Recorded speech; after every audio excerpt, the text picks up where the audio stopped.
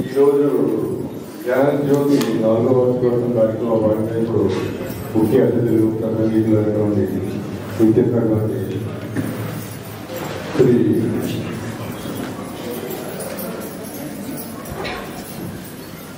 స్వామిని శ్రీ వినమానంద మాతాజీ వారు మన శాంతి ఆశ్రమం నుంచి ఇచ్చేశారు.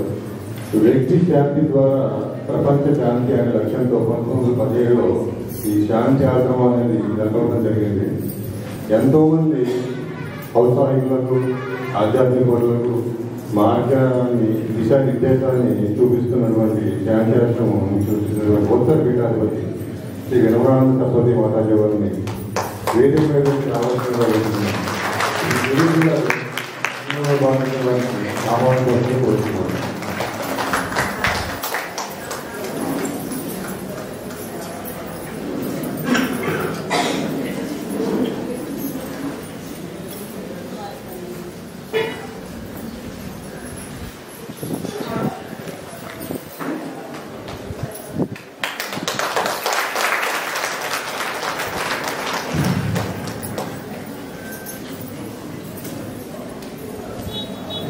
ఈ రోజుల్లో మనం ఎలక్ట్రానిక్ మీడియా ద్వారా ప్రతిదీ తెలుసుకోగలుగుతాం. అంటే ఇంతకు ముందు చూసినట్లయితే మన పక్కన ఏం జరుగుతుందో మనకు తెలియదు, మన పక్కన ఎవరున్నారు, ఎంత గొప్ప ఉన్నదో మనకు తెలియదు. కానీ ఈ రోజుల్లో మనం తెలుసుకోగలుగుతున్నాం. మనం ఒక గురువుని తెలుసుకోవాలన్నా చాలా కష్టపడతాము. కానీ కొందరి ఔత్సాహికులు, అన్వేషకులు ఒక గొప్పటి చెప్పని కార్యక్రమాన్ని తీసుకుని ఎంతో మంది గురువుల దగ్గర నుంచి గురువుల్ని శోధిస్తూ వాళ్ళ యొక్క అనుభవాలను కానీ వాళ్ళ యొక్క మార్గనిర్దేశాలను కానీ మనకి చేరుస్తున్నటువంటి కొంతమంది వ్యక్తుల్లో ఉన్నారు. వాళ్ళు మనకి చెప్పాలంటే ఇప్పుడు జస్ట్ యూట్యూబ్ ఛానల్ కొడితే ఆధ్యాత్మిక అంటే మొదలు వచ్చేసి గురు సాంగత్యం. అటువంటి గొప్ప కార్యక్రమాన్ని మన ముందుకు తీసుకొచ్చినటువంటి మారెల రవిశాస్త్రి గారు వారికి వేదికమైన రావాలని సిఎస్ఆర్ రాజు గారిని మారెల రవిశాస్త్రి గారికి ఆహ్వానించాలని కోరుతున్నాను. త్రినాథ్ గారు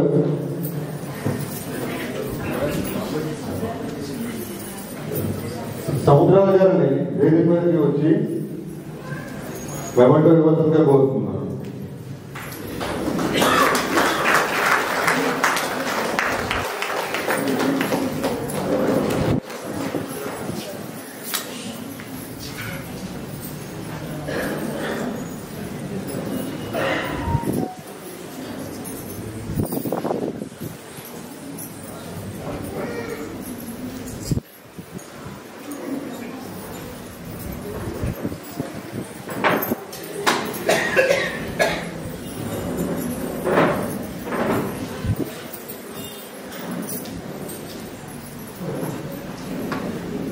మనకి మన ఆశ్రమానికి ఒక ల్యాండ్ మార్క్ అని చెప్పాలంటే మనం ఏం చేద్దామండి,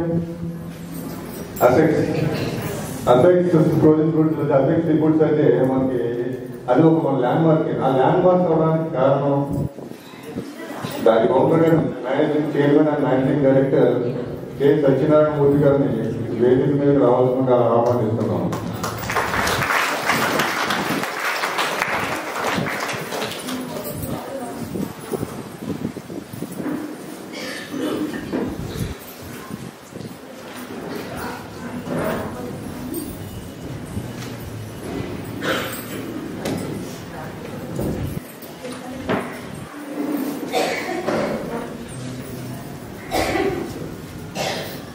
నెల్లూరు జిల్లా నుంచి వచ్చేసినటువంటి కృష్ణారెడ్డి గారు, ఆయన ఎక్స్ ఇంజనీర్ కోర్సులో చేశారు. 1970లో all India best performance award తీసుకున్నారు. దాని తర్వాత ఇండో పర్ఫార్లో కూడా వారు చూపించిన దానికి 5 అవార్డులు కూడా వాళ్ళు తీసుకున్నారు. ఇది యోగి రామ తపోవన ఆశ్రమం నుంచి వచ్చేసారు నెల్లూరు నుంచి. చిన్నగా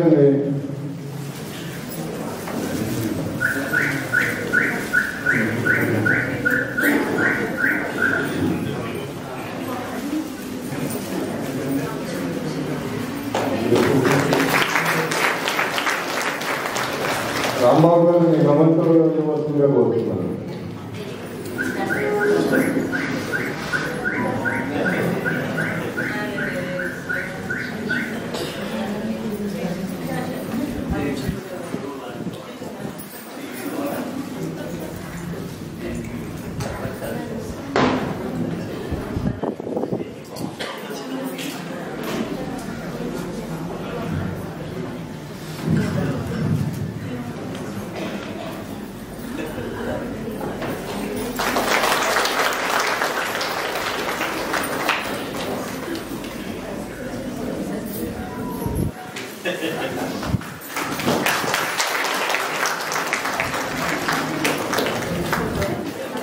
రవిశాస్త్రి గారికి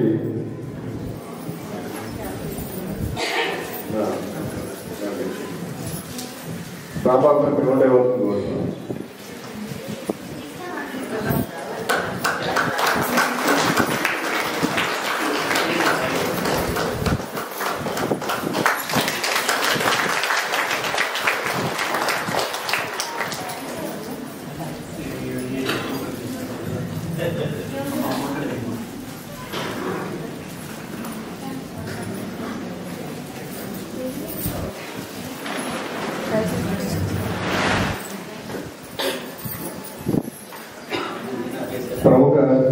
ప్రముఖ జ్యోతిష్కులు తర్వాత గురు సాంగత్యం అనే ప్రోగ్రాంకి ముఖ్య వస్తున్నటువంటి మన మాన్యుల రవిశాస్త్రి గారిని వారి యొక్క అంటే ఎంతో మంది గురువులు మేమైతే దగ్గర ఒకళ్ళ ఇద్దరు గురువులు చూసాం, కానీ హిమాలయాల నుంచి కన్యాకుమారి వరకు ఎంతో మంది గురువులు దర్శించి వారి యొక్క ఆశీస్సులు పొందినటువంటి గొప్ప వ్యక్తి ఆయన. అటువంటి పత్రం ఈ రోజుకి రావడం చాలా అదృష్టం. వారి వార్తలు కొన్ని వెళ్దాం మనం.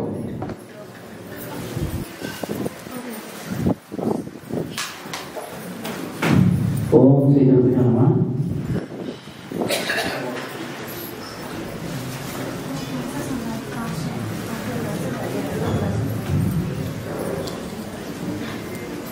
అందరికీ నమస్కారం. నా పేరు మారాల రవిశాస్త్రి గారు.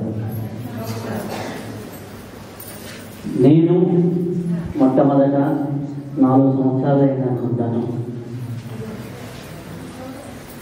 మాతాజీ వారిని ఎంతో బతిమలాడి ఒక ఇంటర్వ్యూకి ఒప్పించి ఈరోజు రోడ్డు మీదకి ఇచ్చాను. ఎందుకు అంటే ఇది సరదాగా చెప్పాను.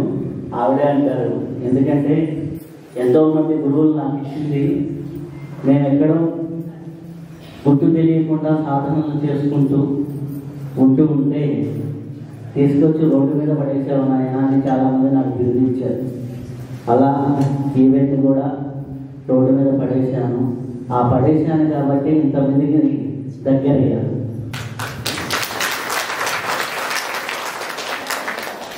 ఎందుకంటే వారు రోడ్డు మీదకి రావడం వారికి కష్టంగా ఉంటుంది, మనందరికీ ఎంతోమందికి సుఖాన్ని వస్తూ ఉంటుంది. ఎందుకంటే బయట 100 మందిని కలిసినప్పుడు ఈరోజు ఆర్థిక సమస్యల గురించి మాట్లాడే వాళ్ళకి ఏదో ఒక వ్యాపారమో ఏదో ఒకటి ఇంకొక మార్గమో చేసుకుంటే సొల్యూషన్స్ ఉన్నాయి. కుటుంబ సమస్యల గురించి మాట్లాడితే ఎక్కడో ఒక చోట ఏదో సొల్యూషన్స్ దొరుకుతున్నాయి. కానీ మానసికంగా నలిగిపోతున్నటువంటి జనాలకి మానసికంగా ఎటువంటి విషయాల్లోనూ ఒక అర్థం లేకుండా జీవిస్తున్న ఇప్పుడున్న సమాజానికి ఒక మార్గాన్ని చేస్తున్నటువంటి మహనీయులు మనకు అవసరం. అలాంటిది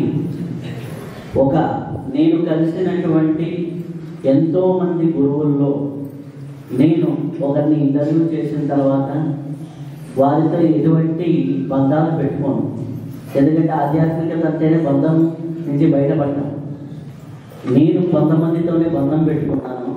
ఆ బంధంలో మాట్లాడాను. అడిగారు, నువ్వు నా కొడుకువా లేకపోతే శిష్యుడివా? కాషాయం కట్టక ముందర కొడుకుని, కాషాయం కట్టిన తర్వాత శిష్యుడిని. ఎందుకు అంటే మనం ఈ రోజుల్లో సమాజంలో తగ్గింది, సంస్కారాలు తగ్గాయి, సంస్కరణ పేరుతో చట్టాలు పెరుగుతున్నాయి. 100 మందిలో 90 మంది సంస్కారవంతులుంటే అక్కడ కొత్త చట్టాలు అవసరం లేదు, కొత్త రూల్స్ అవసరం లేదు. 100 మంది ట్రాఫిక్ రూల్స్ పాటిస్తూ ఉంటే అక్కడ ఏ ట్రాఫిక్ కానిస్టేబుల్ అవసరం లేదు. అలాగే ఆ 100 మంది ట్రాఫిక్ రూల్ పాటించాలి అంటే వాటికి కొంత విలువలు ఉండాలి. అలాగే ఈరోజు మనకి నశిస్తుంది ఏంటంటే విలువలు, మన సంస్కారాలు. ఎప్పుడైతే ఈ సంస్కారాలు, విలువలు నశిస్తున్నాయో అప్పుడు ఎలా బతకాలో తెలియదు, ఎలా జీవించాలో తెలియదు, ఎటువంటి ఆహారం తీసుకోవాలో తెలియదు, ఎప్పుడు నిద్రపోవాలో తెలియదు, ఎప్పుడు లేవాలో తెలియదు. హైదరాబాద్లో అయితే మిడ్నైట్ బిర్యానీ, అది తిని అందరికీ బీపీలు, షుగర్లు. అంటే ఎప్పుడు ఏం తినాలో కూడా తెలియదు, ఎలా జీవించాలో తెలియదు. వాళ్ళు మళ్ళీ ఏం చేస్తున్నారు? పెళ్ళిళ్ళు చేసుకుంటున్నారు, పిల్లలు అంటున్నారు, వాళ్ళు తీసుకొస్తున్నారు. పిల్లల్ని తీసుకెళ్ళి పుట్టిన 2 సంవత్సరాలకి ఎవరో ఆయమ్మల చేతుల్లో పెడుతున్నారు. 5 ఏళ్ళు అయితే స్కూల్లో వేస్తున్నారు. 10 ఏళ్ళు రాగానే ఏ చైతన్యాలను వాళ్ళు దాంట్లో వేస్తున్నారు. వీళ్ళు కనీ పెంచామని చెప్పుకుంటున్నారు. ఓకే, ఇది మనకు జరుగుతున్నటువంటి సమాజం. అవునా కాదా? అవునా? ఇది 20 సంవత్సరాల ముందర ఉందా? 20 సంవత్సరాల ముందర ఉందా? లేదు కదా. ఇప్పుడు ఈ విలువలు ఇవన్నీ కూడా మధ్యలో ఒక జనరేషన్ మొత్తం బ్రేక్ అయింది. దాంతో ఎంతో ఇప్పుడున్నటువంటి సమాజానికి జ్ఞానపరంగా అవసరమే, నాలెడ్జ్ ఒక పక్క వెళ్ళాలి, దాంతోపాటు సాధన వెళ్ళాలి. ఆ సాధన వెళ్ళాలి అంటే సాధన ఏదో ఫ్యాషన్గా చెప్పే వాళ్ళ దగ్గర నేర్చుకోకండి. సాధన చేసి చెప్పే వాళ్ళ దగ్గర నేర్చుకోండి. చాలామంది ఏంటంటే, నేను మొన్న ఒక గురుగారిని కలిశాను, నా దగ్గరకు వచ్చారు. నేను 200 సాధనలు యూట్యూబ్లో చెప్పేశానండి, నా దగ్గర అంత విజయం ఉందండి అన్నాను. నేను నెక్స్ట్ అడిగిన ప్రశ్న ఏంటంటే, ఆ 200 సాధనలో మీరు ఎన్నింటిలో సిద్ధత్వం సాధించారు అని అడిగారు. అంత రీసెర్చ్ చేశానండి, హిందీ పుస్తకాల్లో ఉన్నది, ఆ పుస్తకాల్లో ఉన్నది, ఈ పుస్తకాల్లో ఉన్నది. ఏ పుస్తకాల్లో ఉంటే నువ్వు ఏం తీసుకొని ఏం చెప్తే ఏం లాభం? దాన్ని ఎట్లా పలకాలో తెలుస్తుంది, దాన్ని ఎలా ఉపయోగించాలో తెలుస్తుంది, ఆ ఆత్మని ఎలా కాపాడబడాలో తెలుస్తుంది. అటువంటి ఒక మాతాజీ మన మాతాజీ ఆ శిల్ప తెలుసుకొని నేర్పిస్తున్నారు కాబట్టి సంస్కరించబడుతున్నారు కాబట్టి ఒక కనెక్టివిటీ, ఇంత ఆప్యాయత ఉంది జనాల్లో. ఆ కనెక్టివిటీ రావాలి అంటే ముందర ఒక వాల్యూ, ఒక బంధంతోనే మనుషులు సంస్కరించబడతారు. భౌతిక బంధాల్లో డబ్బులు, క్యాలిక్యులేషన్స్ అవన్నీ వస్తాయి. నువ్వే చీర పెడితే నేనేం చీర ఆమెకి లేదు. ఆమె కింద 400 మంది పనిచేస్తున్నారు. అట్లాంటి పరిస్థితి ఉంది సమాజంలో. వాళ్ళకి కొద్దిగా ఇటువంటి జ్ఞానం వెళ్తే, కొద్దిగా మానసిక ప్రశాంతంగా బతకడం నేర్చుకుంటే, లేదు అంటే ఇంకా 2 జనరేషన్ల తర్వాత ఎట్లాంటి మూర్తులు తయారవుతారంటే సమాజంలో 100లో 90 మంది మూర్తులు, 10 మంది మంచోళ్ళు మిగులుతారు.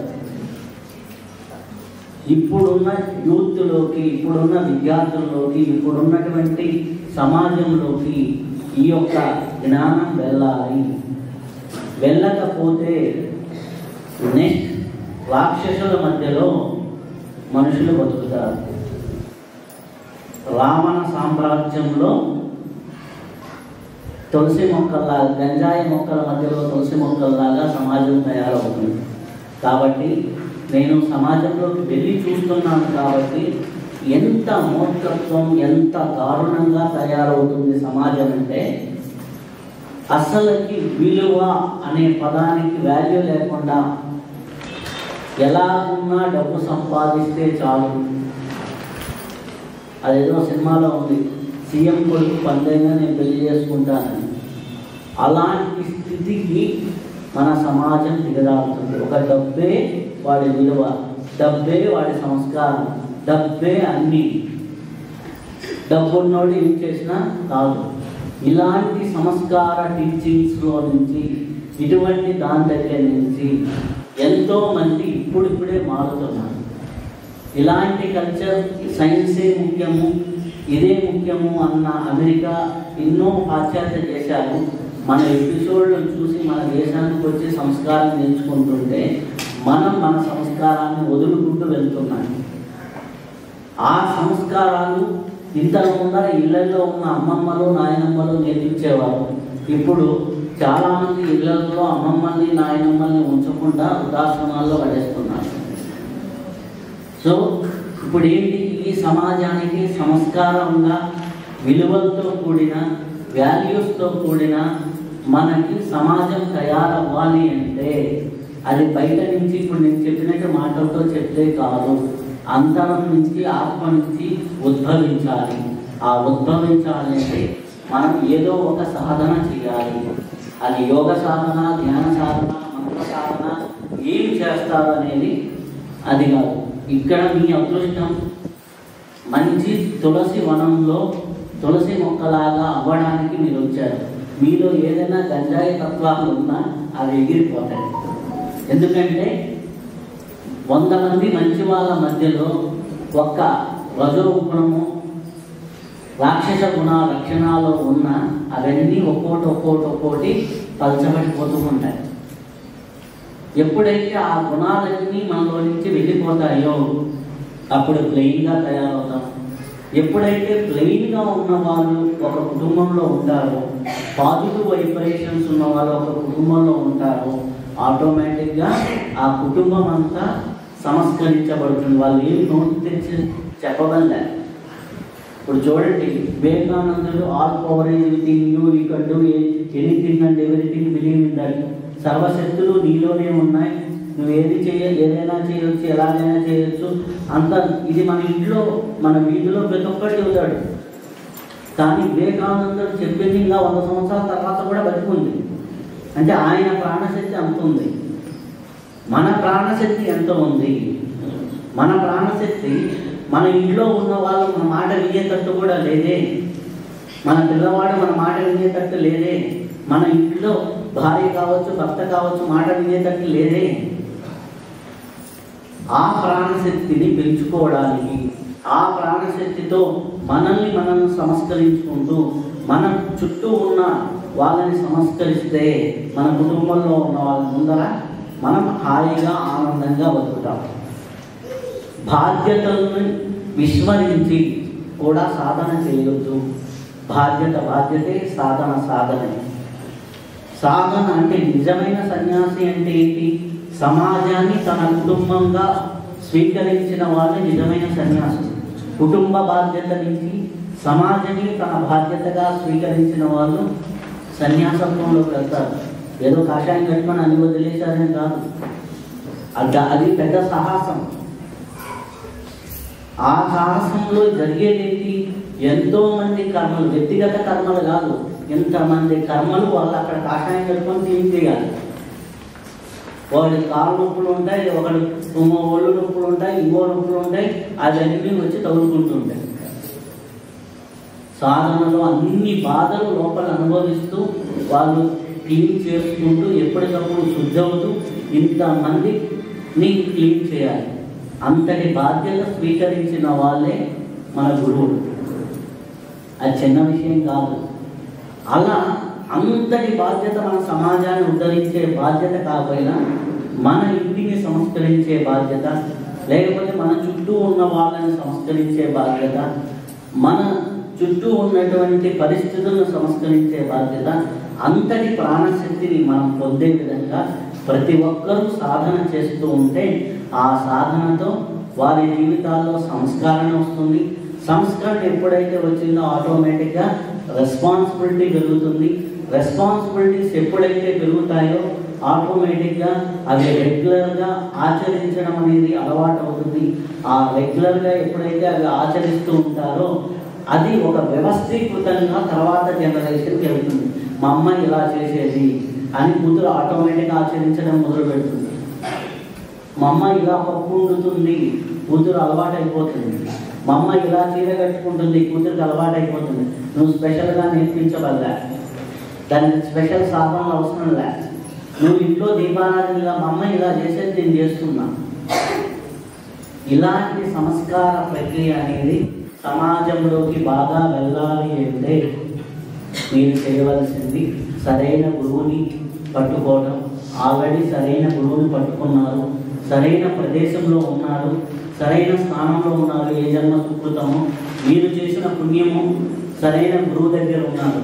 ఆ గురువుని విడవకుండా పట్టుకొని గురువు చెప్పింది ఆచరిస్తూ గురువు మార్గంలో నడుస్తూ ముందుకెళ్తూ మీ జీవితాలను వెలిగించుకొని, ఇప్పుడు ఎట్లా జ్యోతులు వెలిగించాం, మీ జ్యోతులను వెలిగించుకొని మీ యొక్క వెలుగులో మిమ్మల్ని మీరు సంస్కరించుకొని, అలాగే మీ కుటుంబాలను సంస్కరిస్తూ మీ చుట్టుపక్కల ఉన్న వాళ్ళందరినీ సంస్కరిస్తే సంస్కారవంతమైనటువంటి సమాజం చాలా అద్భుతంగా తయారవుతుంది. కాబట్టి ఇటువంటి సమాజాన్ని ఏర్పరచడానికి ఇలాంటి ఆశ్రమాలు ఎన్నో కావాలి. అలాంటి ఆశ్రమాలకి మనం కట్టలేము కాబట్టి మనం టైం రూపేను, అంటే కాలం రూపేను, ఇక్కడ ఏదైనా సేవ ఉంటే సేవ రూపేను, ధనం రూపేను, అలాగే ఇంకా ఏ రూపంలో ఇక్కడ అవసరాలు ఉంటే వాటి అన్నిటికీ హితోధికంగా సమయపరంగా అలాగే మనకి ఎన్ని రకాలుగా వీలైతే అన్ని రకాలుగా సహాయాన్ని అందిస్తూ అలాగే గురువు మార్గంలో నడుస్తూ చాలా అద్భుతమైన జీవితాన్ని మన జీవితాన్ని మనం పండించుకోవడానికి ఇట్లాంటి వేదికలు అవసరం. ఇలాంటి ఇంకా కార్యక్రమాలు జరగాలని కోరుకుంటూ శుభం భూయాత్.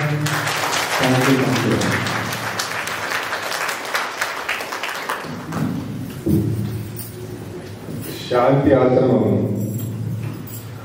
ఉత్తర పీఠాధిపతి అయినటువంటి స్వామిని వినమ్రానంద సరస్వతి మాతాజీ వారిని మాట్లాడవలసిందిగా కోరుతున్నాం.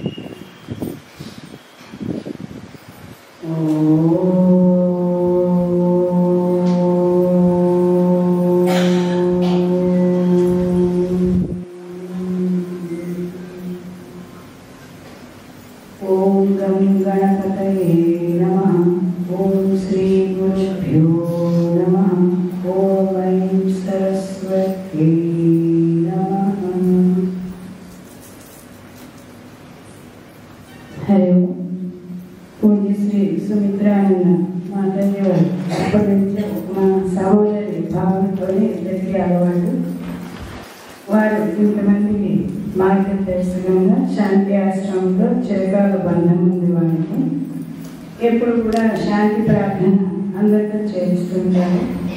వారికి వారి గురువు గారైన శ్రీ తత్వవేదానంద స్వామి వారి పాదచరణాలకు వారికి నా యొక్క సాష్టాంగ ప్రణామం. ఈ వేదికని అలంకరించిన వారందరికీ కూడా నా హృదయపూర్వక ప్రణామాలు. దివ్యాత్మ స్వరూపులైన మీ అందరికీ కూడా నా హృదయపూర్వక ప్రణామాలు. మనం ఇది 5వ సంవత్సరం ప్రారంభమైందన్న జ్యోతి అంటే జ్యోతితో ప్రారంభం అనేది జరిగింది. మన దేనికైనా మన సంప్రదాయంలో జ్యోతి ప్రజ్వలన తెలిసినా తెలియకపోయినా ప్రతి వాళ్ళు కూడా దీపం తర్వాత జ్యోతి అని కూడా అంటారు. వెలిగించే పని చేస్తాం. వెలిగించకుండా మనం ఎవరు కూడా ఏది చేయము. అందరూ ఈ కార్తీక మాసంలో అందరూ కూడా నదుల్లో నీళ్ళలో ఎవరి వీళ్ళని బట్టి కూడా స్నానాలు చేస్తారు, దీపాలు పెట్టుకోవడం ఇవన్నీ కూడా తెలుసు. అయితే ఇందులో మన పూర్వీకులు ఎంతో విశేషమైన అంతరార్థాన్ని పెట్టి ఈ ఆచారం అనేది పెట్టడం. ఇది మనకి సహజంగా ప్రతి వాడు అక్షరం రాకపోయినప్పుడు ఈ పని మనం చేస్తున్నాం. కానీ దాన్ని విచారణ చేసినప్పుడు ఏమవుతుందంటే చాలా విషయాలు మనం తెలుసుకుంటాం. ఈ కార్తీక మాసంలో మనం దీపం వెలిగించినప్పుడు చెప్తూ ఉంటాం, మంత్రం ఉంటుంది. మంత్రం లేని వాడు పరబ్రహ్మ స్వరూపం రాని వాడైన వాడు నమస్కారం అనేది చేసుకోవడం జరుగుతుంది.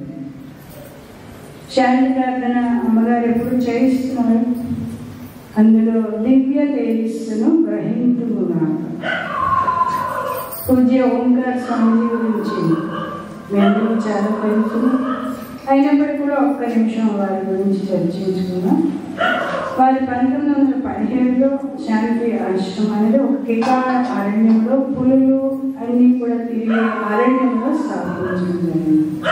ఆయన స్థాపించాలని అనుకోలేదు. అక్కడ అరణ్యంలో తప్ప ఒక చెట్టు మీద కూర్చొని ధ్యానం చేస్తున్నప్పుడు అక్కడ ఒకరు చూసి ఈ స్థలం మీకు ఇస్తాను, ఆశ్రమం పెట్టండి అంటే ఆయన ఒప్పుకోలేదు. కానీ వాళ్ళందరూ ప్రాధాన్యతగా వాళ్ళే ఆహారం కూడా పెడుతూ ఉండేవాడు. వాళ్ళు ఎవరో కాదు, మన మాతాజీ గారికి అయితే బాగా తెలుసు. ఇప్పుడు మాకు సారథిగా ఎప్పుడు నేను డ్రైవర్ అని అన్న సారథి వాళ్ళ తాతగారే ఆ స్థలం మనకు ఇవ్వడం తీసుకురావడం అన్నీ కూడా జరిగింది. అలా ఆ స్వామీజీ ఇది పెట్టక ముందు హిమాలయాల్లో చాలా కాలం తపస్సు చేశారు. ఈ శాంతి ప్రార్థన కూడా ఆయన పుస్తకాలు చదివి గ్రంథాలు చదివి రాలేదు. ఆయన నోట్లో నుండి ఆసుగా అందరికి అందించారు. ఏంటంటే ఉపనిషత్తుల యొక్క సారాంశం. మనస్సులకు మనస్సు, శ్వాసలకు శ్వాస, ప్రాణములకు ప్రాణం, ప్రాణస్య ప్రాణ, ప్రాణములకు ప్రాణం. అంటే ఈ ప్రాణశక్తి ద్వారానే అంతా నడుస్తుంది. ఆ ప్రార్థన అందించారు. అందరూ ఉపనిషత్తులను వేదాలను చదవలేదు కనుక ఆ ఉపనిషత్తుల వేదాంత సారం అంతా కూడా ఆ ప్రార్థన ద్వారా మానవాడికి అందించడం జరిగింది. ఆ ప్రార్థనని అర్థం చేసుకోవాలి. సామాన్యంగా అది అందరికీ అర్థం కాదు. ఏమిటి ఇలా ఉంది, నేత్రములకు నేత్రము, కర్ణములకు కర్ణము, హృదయములకు హృదయము, మనస్సులకు మనస్సు, శ్వాసలకు శ్వాస ఇవన్నీ చెప్తూ అందరూ నీ దివ్య తేజస్సును గ్రహించారు. అంటే ప్రతి జీవరాశి కేవలము మానవులే కాదు, అందరూ కూడా పొందాలి. ఆయన ఉద్దేశం వ్యక్తి శాంతియే విశ్వశాంతి. మనం ఏ సాధన చేయాలన్నా కూడా శాంతిగా ఉంటేనే, భౌతికంగా కూడా ఉంటేనే మనం చేయగలం. ఇక్కడ శాంతిగా ఉండబట్టే కూర్చోగలిగాం, ధ్యానం చేస్తే మనం చేసాం, లేకపోతే చేయలేము. అందుకే మనం శాంతిలో ఏ మంత్రం చెప్పినా శాంతి శాంతి శాంతి అని 3 సార్లు చెప్తాం. 3 సార్లు ఏంటి చెప్పాలి అంటే ఆది భౌతిక, ఆది దైవిక, ఆధ్యాత్మిక తాపాలు మా నుండి దూరంగా వెళ్ళి ఆ పరమాత్మ రక్షించాలనే ఉద్దేశంతో చెప్తాం. స్వామిని స్వయంనప్పుడు యుద్ధ వాతావరణం కనుక వ్యక్తి శాంతియే ప్రపంచ శాంతి.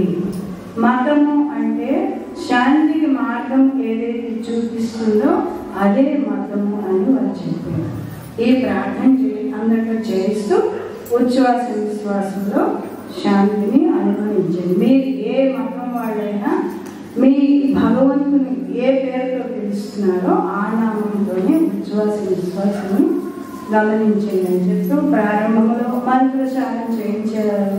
తర్వాత ధ్యానము, తర్వాత ఓంకారము, సోమము, చివరికి సహస్రారము అని 4 విధాలుగా వారు ధ్యాన పరిచయాన్ని అందించడం జరిగింది. ఈ శాంతి ప్రార్థనలో ప్రాణములకు ప్రాణం, ప్రాణస్య ప్రాణ అంటే ఏంటి? ప్రాణశక్తి ద్వారానే మొత్తము బ్రహ్మాండములన్నీ జరుగుతుంది. మనలో కూడా ప్రాణం ఉంటేనే జరుగుతుంది. ప్రాణం ఉంటేనే మనం గౌరవిస్తాం. మన తల్లి తండ్రి దీనికి అధర్వణ వేదముల కూడా ప్రాణ సూక్తం అని ఉంటుంది. అందరూ కూడా ప్రాణమే. అయితే ముందు ఈ ధ్యానం ద్వారా ఉచ్ఛ్వాస నిశ్వాస ప్రాణాయామ పద్ధతులు అనేక రకాలుగా ఉన్నాయి. అంటే బయట బాహ్య విషయాల నుండి ఈ ప్రాణాన్ని నిగ్రహించినప్పుడు మనస్సు యొక్క చాంచల్యం తగ్గి స్థిరత్వం ఏర్పడి అంతఃప్రాణ అంటే లోపల ప్రాణశక్తి బ్రహ్మాండం అన్నిటికీ ఏదైతే ఆధారమైందో ఆ ప్రాణశక్తిని తెలుసుకోవాలి. అది తెలుసుకోవాలంటే దానికి ఓంకార ఉపాసన, దాన్నే ప్రణవం అన్నారు. అందుకే జ్యోతి వెలిగించడంలో ఆత్మానమరణం కృత్వా ప్రణవం చోత్తరాయం జ్ఞాన నిర్మలనాధ్యాస దీపం ప్రజ్వాలయామ్యం అని చెప్తారు. అదే ఉపనిషత్తు ఆ ప్రణవాన్ని తెలుసుకున్నవాడే నిజమైన పండితుడు. అది ఏమిటి? ఆత్మాన మరణం కృత్వా అంటే పూర్వం యజ్ఞ కార్యక్రమాలు చేస్తున్న అరణి అనేది వాడారు. అంటే పైన ఒక అరణి కిందన ఒక కొయ్య ఉండేది, దాన్ని రాపిడి చేస్తే అగ్ని పుట్టినప్పుడు యజ్ఞం చేస్తారు. ఇక్కడ అంతర్మదనం ఏమిటి అంటే ఆత్మని ఉత్తర అరణిగా చేసుకొని జీవుని కింద అరణిగా చేసుకుని ప్రణవం అంటే ఓంకార ఉపాసన చేసినప్పుడు జ్ఞాన నిర్మలన జ్ఞానం అనేది కలిగి ఆ అంతర్జ్ఞానం ద్వారా ఆ దివ్య తేజస్సుని అంటే రెండు కనుబొమ్మల మధ్య మనం ధ్యానం చేసుకుంటాం. ఇక భగవద్గీత కూడా చెప్తుంది ప్రయాణ కాలే అంటే ప్రయాణం అందరికీ మన ప్రయాణం తెలుసు, ఎక్కడికి చూస్తాం ఎక్కడికి వెళ్తాం అని భౌతికంగా తెలుసు. ఆ బలంగా శాంతిశాస్త్రం నుండి వచ్చాం అక్కడికి వెళ్తాం. కానీ ఈ జీవుడు ఎక్కడి నుంచి వచ్చాడు ఎక్కడికి వెళ్తారనేది ఎవరికి కూడా తెలియదు. అంటే ప్రయాణకాలే మనసాచలేన భక్త్యాయుక్తో యోగ బలేన చైవ భ్రువోర్ మధ్యే ప్రాణమావేశ సతం పరం పురుషముఖైకి దివ్యం. అంటే చివరి సమయం అంటే ప్రాణం ఈ శ్వాస నిష్క్రమించినప్పుడు ఎవరైతే ఈ రెండు కనుబొమ్మల మధ్య ఆజ్ఞాచక్రం దగ్గర ధ్యానిస్తూ ఎలాగ భక్త్యా యుక్తో యోగ బలేన భక్తి యుక్తి అంటే యుక్తి అంటే ఏది అనాత్మ ఏది ఆత్మ అనే విచక్షణ జ్ఞానం కలిగేయడం అనేది యుక్తి. భక్తి అంటే భక్తి అంటే ఏంటి? తన స్వరూపాన్ని తెలుసుకోవడమే నిజమైన భక్తి. భౌతికమైన కోరికలేవి కోరు కానీ అటువంటి భక్తితో యుక్తి యోగ బలము. యోగ బలముతో ఎవరైతే ధ్యానిస్తూ నన్ను శరీరాన్ని విడిచిపెడతారో పరమైన ఆత్మతత్వాన్ని పొందుతారు. ఆ పరమైన ఆత్మతత్వానికి శాంతం పరమం శాంతం. మనకి అన్ని విషయాలు బాగున్నప్పుడు అందరూ శాంతిగా ఉంటాం, మనకి వ్యతిరేకంగా ఉన్నప్పుడు అశాంతికి లోను. అది కాకుండా ఎప్పుడూ ఆ శాంత స్థితి ఆత్మకి పర్యాయ పరము పరమం శాంతం. ఆ శాంత స్థితిని పొందడానికి ఈ రెండు కనుమల మధ్య ధ్యానం. ఈ కార్తీక మాసంలో దీపాలు వెలిగిస్తున్నాం. ఇది భౌతికంగా చూస్తే క్యాండిల్స్ వెలిగిస్తే ప్రయోజనం ఉంటుంది. అనేక రకాల కెమికల్స్ కొవ్వులు కలుస్తాయి. మన పూర్వం ఏమిటి? నెయ్యి లేకపోతే ఆవులము నూనె వీటితో వెలిగించారు. దీని మూలంగా ఏమిటో పర్యావరణము ప్రకృతి యొక్క కాలుష్యం నివారణ జరుగుతుంది. కార్తీక మాసంలో రుద్రాభిషేకాలు చేస్తున్నాం.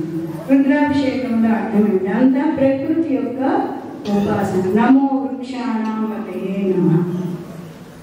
వృక్షాణాంపతయే వృక్ష రూపంలో ఉండే భగవంతుడు పరమశివుడు ఎవరైతే ఉన్నారో వారికి నేను నమస్కరిస్తున్నాను. ఆ భావన ఎప్పుడైతే ఉందో మనం చెట్లు కొట్టడం, గడ్డి నశింపు చేయడం, ప్రకృతిలో గడ్డి రూపంలో కూడా ఉన్నాయి. ఏ భగవంతుడు తృణ రూపంలో ఉండి మనకి పచ్చదనం చూసిన పచ్చదనం ఎంత అందంగా కనిపిస్తుంది. ఆ భగవంతుడికి నేను నమస్కరిస్తున్నాను. ఆ పచ్చదనాన్ని మనం తీసుకురాలి. ఆ పచ్చదనాన్ని చూసి భగవంతుడు దీనికి ఇంత అద్భుతమైన శక్తి ఇచ్చే ఎక్కడి నుంచి ఈ శక్తి వచ్చింది అనే విచారణ చేసినప్పుడు మన మనస్సు ఉన్నతమైన పరమాత్మ లక్ష్యం వైపు వెళ్తుంది. అదే కాకుండా ప్రకృతిని అందరినీ ఆ గడ్డి ఉన్నప్పుడు మూలంగా ఏం జరుగుతుంది? మన ప్రకృతిలో వర్షపు నీరు అంతా కూడా ఆ గడ్డిలో నిలువ ఉండి భూమిలో అంతర్గర్భ జలాల కింద మారుతుంది. కానీ మనం ఏం చేస్తున్నాం? డబ్బు తక్కువలో అవ్వాలని గడ్డిని నశించేస్తున్నాం, చెట్లు గుర్తిస్తాం. ఒక చెట్టు తీయాలి అంటే ముందుగా దాన్ని ప్రార్థన చేసి తీసి కొన్ని చెట్లు నాటాలి. అంటే ఇది దేశకోసం, మన కోసం. భగవద్గీత నీవు ప్రకృతిని రక్షించు, నీకు నేను అనేక భోగాన్ని ఇస్తాను. బాగుంటే ప్రకృతి బాగుండాలి. ప్రకృతి బాగాలేకపోతే చూడండి, ఇప్పుడు వాతావరణం నవంబర్లో ఎంత చల్లగా ఉండాలి. ఎంత సూర్యరశ్మి వస్తుంది. మనకి భాగవతం కాలజ్ఞానం బ్రహ్మం గారు వెళ్ళి రాశారు. అది ఇప్పుడు నిజం అనిపిస్తుంది. సూర్యుడు నిప్పులు కురుస్తాడు, దానికి తాళలేక అనేక జనాలు చచ్చిపోతారు. భాగవతం కూడా అది. గంగ కూడా ఇంకిపోతుంది. ఇంకిపోతే అప్పుడు ఏది కూడా ఉంది. అంటే ప్రకృతిని ఎవరు కాపాడాలి? మనమే కాపాడాలి. స్నానం చేస్తున్నాం, గంగలో స్నానం చేస్తున్నాం. కార్తీక మాసంలో గంగలో స్నానం అన్నదే ఉద్దేశం. భౌతికంగా గంగానదిలో స్నానం చేసినప్పుడు హిమాలయ పర్వతంలో నుండి వచ్చే గంగ మన శరీరానికి ఆరోగ్యం, చలనాన్ని ఎంతో శక్తినిస్తుంది. ఇది భౌతికం. త్రివేణిలో స్నానం చేస్తే కూడా పుణ్యం అని చెప్తారు. ఇది భౌతికంగా ఉంది. దీని అంతర్భావంతో చూసినప్పుడు గంగా యమున మనకి ఓంకారం చేస్తున్నాం. రెండు కనుబొమ్మల మధ్య ధ్యానం చేస్తున్నాం. ఏమిటి? గంగా యమున అంటే ఈడా పింగళ. ఈడా గంగా, పింగళ యమున. ఈ రెండింటి మధ్యలో సుషుమ్న నాడు సరస్వతి. దీని ద్వారా యోగం ద్వారా రెండు కనుబొమ్మల మధ్య ఆజ్ఞాచక్రం వద్ద ధ్యానం, త్రివేణి స్నానం చేయడం అంటే రెండు కనుబొమ్మల మధ్య ధ్యానం చేయడమే త్రివేణి సంగమం యొక్క స్నానం యొక్క ఫలితం. ఇది కానీ మనం చేస్తే రోజు మనం త్రివేణి సంగంలోనే స్నానం చేస్తున్నాం. అలా సుమిత్రానంద గారు రోజు మీతో గంగా యమున సరస్వతి మూడింటిని దాటేసి ఆ త్రివేణి ధ్రువ తార. నువ్వు ధ్రువ తారగా ఉంటావు. నీ చుట్టూ అన్ని మండలంలో తిరుగుతాయని మన భాగవతం చెప్తుంది. ధ్రువ తార అంటే ఏంటి? ఆ దివ్య ప్రకాశం రెండు కనుబొమ్మల మధ్య ఏదైతే ఉందో ఆ ప్రకాశం ఇది భౌతికమైన కాంతి కాదు. అన్నిటికీ లోకంపులు, లోకేశులు, లోకస్తులు తెలియనట్టుకి పెంచీకటిని అవ్వన ఎవరు వెలుగుచుండేవాడో వారిని ఏకాగ్రతను పొందుతుంది అని గజేంద్రుడు అంటాడు. గజేంద్రుడి సహకారం అంతా కూడా ఉన్నావో లేవో ఇవన్నీ చేస్తూ చేస్తూ చివరికి ఏమన్నాడు? వీటన్నిటిని చీకటిని కూడా వెలిగించాడు. ఇప్పుడు నాకు ఒక వస్తువు తెలుసును, ఒక వస్తువు తెలియదు. ఇప్పుడు మీ ప్రణవాశ్రమం అని తెలుసును, ఇంకెక్కడ అనేక ఆశ్రమాలు అవి తెలియదు. అది తెలుసును తెలియదు అనేది మీరు తెలుసును అనే విషయంలో ఉన్నారా, తెలియదు అనే విషయంలో ఉన్నారా? సభ్యులకు వైట్ పేపర్ ఇచ్చాను. మీ ఈ ప్రపంచంలో ఎన్ని దేశాలు తెలియదు, ఎన్ని ఆశ్రమాలు చేశారో రాయండి. ఇంకో దాంట్లో తెలియదు అని రాయండి. రెండు రాశారు కదా, రాశారా? తెలుసును. అందుకే బ్రహ్మము తెలియదు అన్నవాడికి తెలియదట, తెలుసును అన్నవాడికి తెలియదు. తెలుసును తెలియదు అన్నవాడికి తెలిసినట్టు పురుషుడు చేస్తుంది. ఏంటి అంటే తెలిసిన అన్నవాడికి భగవంతుడు తెలుసు, తెలియదు అన్నవాడికి తెలియదు. అది తెలిసినట్టారా తెలియదు అంటారా? తెలిసిన అంటారు. మీ అందరికీ ఇప్పుడు ధ్యానం చేయడం తెలిసిన అంటే మీకు తెలియదు. పోనీ తెలియదు అన్నారు, మాకు తెలియదు అన్నారు. చెప్పండి, తెలియదు అన్నవాడు ఎంతమంది ఉన్నారు? పర్వాలేదు. తెలియదు అన్నవాడు అన్నమాట తెలియదు. తెలుసును తెలియదు అన్నవాడు తెలిసిందంట. ఎవరి చేతులు తెలుసును తెలియదు అన్నవాడు? తెలుసును తెలియదు. చెప్పండి, తెలిసినా తెలియదు. వీడియో పిచ్చి పట్టిందేమో మాట్లాడారు. అంటే ఉపనిషత్తు వాక్యాల సూత్రం అంటారు. అందుకే వీటిని అది ఒకరి గురువు ద్వారా అధ్యయనం చేసినప్పుడు మాకేమో చేసినప్పుడే తెలుస్తుంది. లేకపోతే కోడ్ లాంగ్వేజ్ అంటారు. అది ఎవరికి షార్ట్ హ్యాండ్ ఉంటుంది. ఇప్పుడు షార్ట్ హ్యాండ్ మాకేమో షార్ట్ హ్యాండ్ ఉంటుంది. అది తెలియదు. తెలిసిన అన్నవాడికి తెలియదు, తెలియదు అన్నవాడికి తెలియదు. తెలుసును అన్నవాడు తెలుసును తెలియదు అన్నవాడికి తెలుసు. అది ఏ బ్రహ్మము. నువ్వు వెళ్ళి ఉపాసన చేయాలి. కొంతమందికి అర్థమైంది, కొంతమంది మళ్ళీ పిచ్చెక్కుతున్నట్టుంది, మాకేం అర్థం అవ్వలేదు అన్నాను. అంటే సత్యము, తపస్సు, నిష్కామ కర్మయోగం అప్పుడు అర్థం అవుతుంది. ఏమిటి అంటే ఇప్పుడు మీకు రెండు పేపర్లు ఇచ్చాను కదా, తెలిసిన విషయాలన్నీ ప్రపంచంలో రాశారు. తెలియదండి హైదరాబాద్ తెలుసు, అమెరికా తెలుసు, రష్యా తెలుసు ఒక దాంట్లో. కొంతమంది మాకు అది తెలియదు, మాకు ఆస్ట్రేలియా కొన్ని రాశారు. రెండు పేపర్ తెలిసిన విషయాలు ఒక పేపర్లో, తెలియదనే విషయాలు ఒక వైట్ పేపర్లో రాశారు. ఎందులో ఉన్నారు? ఏ పేపర్లోని లేదు, ఏ పేపర్లోని లేదు. తెలుసును తెలియదు అని ప్రాణశక్తి, ప్రాణస్య ప్రాణ. ఆ విశ్వశక్తి నాకు ఇవి తెలుసును ఇవి నాకు తెలియదు అని మీ చైతన్యానికి, మీలో ఉండే ప్రాణానికి చెప్తే మీరు రాస్తున్నారు. నాకు ఈ విషయం తెలుసును ఈ విషయం తెలియదు. అది ఈ రెండిటికి అవతల ఏ దివ్య కాంతి అయితే ఉందో అది ఏ నేను. దాన్ని ఓంకార ప్రణవ ఉపాసన అంటే త్రివేణి సంఘంలో స్నానం చేసినప్పుడు స్వామిని చెప్పిన దివ్య తేజస్సుని అందరూ కూడా పొందారు. ఉత్తర దక్షిణముల తూర్పు పడమల అందరూ కూడా పొందారు.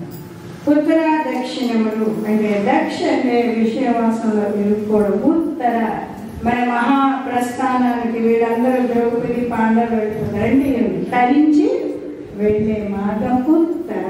తూర్పు అంటే జన్మించడం, పడమట అంటే అస్తమించడం. అంటే జన్మ తీసుకొని మళ్ళీ మన జీవనయాత్ర ప్రయాణం ముగిసే సమయంలో ఏం చేయాలి? విషయ వాసనలో ఇదే లక్ష్యం. భౌతికంగా మన కర్తవ్య కర్మలు ఏవైతే ఉన్నాయో అవన్నీ చేయాలి. చేస్తూ అదే లక్ష్యం కాకుండా, ఎందుకంటే ప్రతి వాళ్ళకు శాంతి ఆనందం కావాలి. ఆ ఆనందం ఎప్పుడు వస్తుంది? ఈ భౌతికమైన ఆనందాలన్నీ శాశ్వతంగా క్షణకాలం ఉంటే క్షణకాలం పోతాయి. మనం ఆనంద స్వరూపమే, కానీ ఎందుకు మర్చిపోతాం? మీకు ఒక ఉదాహరణ చెప్తాను. ఒక మురికి నీటిలో చందనపు కట్టెను ఉంచాము. కొన్ని తీస్తే దుర్వాసన వస్తుంది, కానీ ఎప్పుడైతే తీసి అరగిస్తామో పరిమళం అనేది. అయితే గంధం ఎక్కడ తెచ్చి ఇవ్వలేదు, అందులోనే ఉంది. అక్కడ రాత్రి కలిగినప్పుడు ఆ సువాసన తనలో ఉన్నది బయటపడుతుంది. అలాగే మన ఆనంద కాంతి స్వరూపులని ఎప్పుడైతే ఉపాసన అనేది చేస్తామో, ఆ త్రివేణి సంఘంలో స్నానం చేస్తామో, దాని ద్వారా పరమైన శాంతిని, ఆనందాన్ని, ఆ కాంతిని పొందినప్పుడు పునర్జన్మ నవిద్యతే. పునర్జన్మ ఉండదు. ఎందుకు పునర్జన్మ లేకుండా చూసుకోవాలి? పునరపి జననం, పునరపి మరణం, పునరపి జననీ జగదేశయం ఇహ సంసారే బహుదుష్టారే కృపయాపారే పాహి మురారి. ఆ మురారి నువ్వు నన్ను కాపాడి. పుట్టడం చావడం మళ్ళీ ఇది సంసార చక్రం.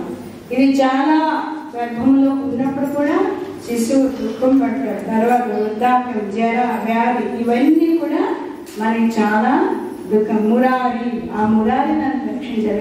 ఎవరు ఆ మురారి? త్రిభంగంలో ఉంటాడు. హృదయ గ్రంథులు అన్నీ కూడా బ్రహ్మ విష్ణు రుద్ర అంటే అజ్ఞానం అనే గ్రంథుల్ని తొలగింపబడి చిన్న సంశయ మన సంశయములు అన్ని తొలగి కర్మలు అన్ని కూడా కర్మ బంధం తొలగి ఆ దివ్య కాంతిని మనం ఆ తేజస్సుని ఎప్పుడైతే తెలుసుకుంటామో ఈ జనన మరణ చక్రం నుండి విముక్తి అనేది కానీ ఆనందాన్ని పొందుతాం. మరియు అందరికీ కూడా అన్ని తెలుసును అన్ని సభ్యులందరూ ధన్యవాదాలు. మాట్లాడే వారికి అవకాశాన్ని కలిగించిన వారికి అందరికీ కూడా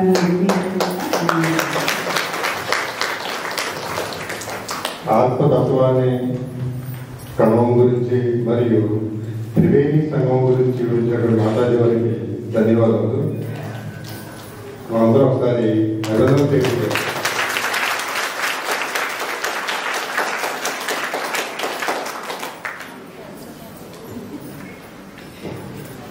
తర్వాత యోగి రామ తపోవనం ఆశ్రమం నెల్లూరు నుంచి వచ్చినటువంటి కృష్ణారెడ్డి గారిని మాట్లాడవలసిందిగా కోరుతున్నాను.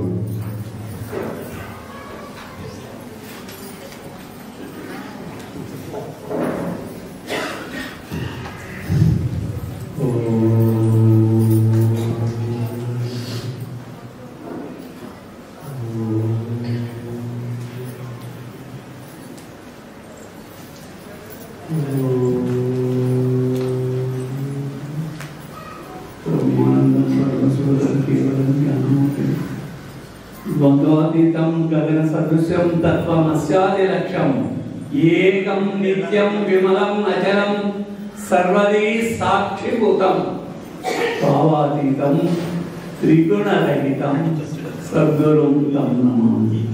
త్వమేవ మాతా చ పితా త్వమేవ బంధుశ్చ సఖా త్వమేవ త్వమేవ సర్వం మమ దేవదేవ. ఓం వినమ్రత ఆనంద మాతాజీ పేర్లోనే ఉంది వినమ్రత. మనం అందరం కూడా ఆ వినమ్రతను మనం అమ్మ ద్వారా డైరెక్ట్గా పొందుదాం. సూర్యుడి ద్వారా ఎలాగైతే కిరణాలు పొందగలుగుతామో ఆ విధంగా అమ్మ దయ వల్ల ఆ అమ్మ ఇక్కడికి వచ్చారు.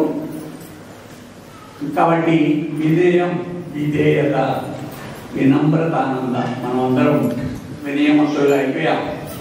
అమ్మకు థ్యాంక్స్. దానికి తర్వాత సుమిత్రానంద అమ్మ మనకు తెలుసు. ఇక్కడ ఒక 2 మాటలు. అమ్మగారి జీవిత చరిత్ర యూట్యూబ్లో అప్పుడప్పుడు నేను టైం మధ్యాహ్నం 2 నుంచి 3 వరకు చదవడం అంటే ఈ కాలం 76 వయసులో చదవడం అంటే కొంచెం ఇబ్బందిగా ఉంటుంది. కానీ డెఫినెట్గా చదవాలి. రోజు ఒక ½ అన్ అవర్ అయినా లిటరేచర్ చదవాలని చిన్మయానంద స్వామి చెప్తా విన్నాను నేను ఢిల్లీలో. డైరెక్ట్గా ఏ లేకపోయినా పర్వాలేదు, ఒక ½ అన్ అవర్ నీ మెదడుకు ఆహారం పెట్టు. అమ్మ 10 నిమిషాలు ఇచ్చింది నాకు, నేను 5 నిమిషాలు ముగించేదానికి ప్రయత్నం చేస్తాను.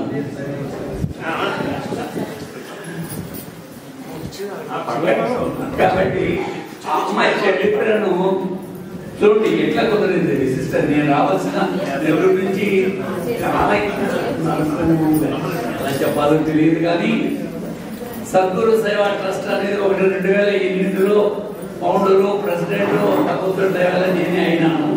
దాంట్లో ఒక వృద్ధుడు 93 ఏళ్ల శిష్యుడు, మా స్వామి శిష్యుడు, 2 ఏళ్ళు కొట్టి నీళ్లతో తపస్సు చేశారు, కదిలి మెరలేదు ఆయన. అటువంటి ఆయనకు సహస్ర చంద్ర కలశాభిషేకం చేస్తా ఉన్నారు.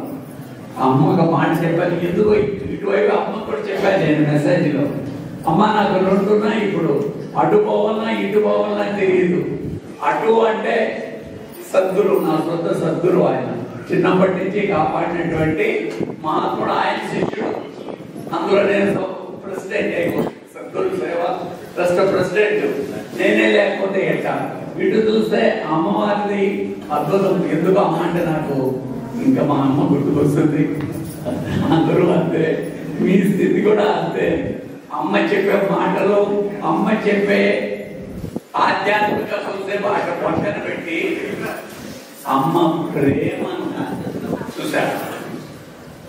ఎంతో మంది చెప్తారు ఆధ్యాత్మికం మన ఇండియాలో క్షమించాలి,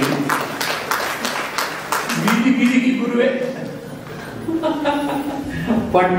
పట్టడానికే ఒక స్వామి చెప్పేదంతా అంతే. కానీ మార్పు ఎవరు చెప్పితే ప్రాణం, మాటకు ప్రాణం ఉంది. ప్రాణం నన్ను ఇంట్రడ్యూస్ చేశాను, నన్ను ఇంట్రడ్యూస్ చేశారు కృష్ణారెడ్డిని.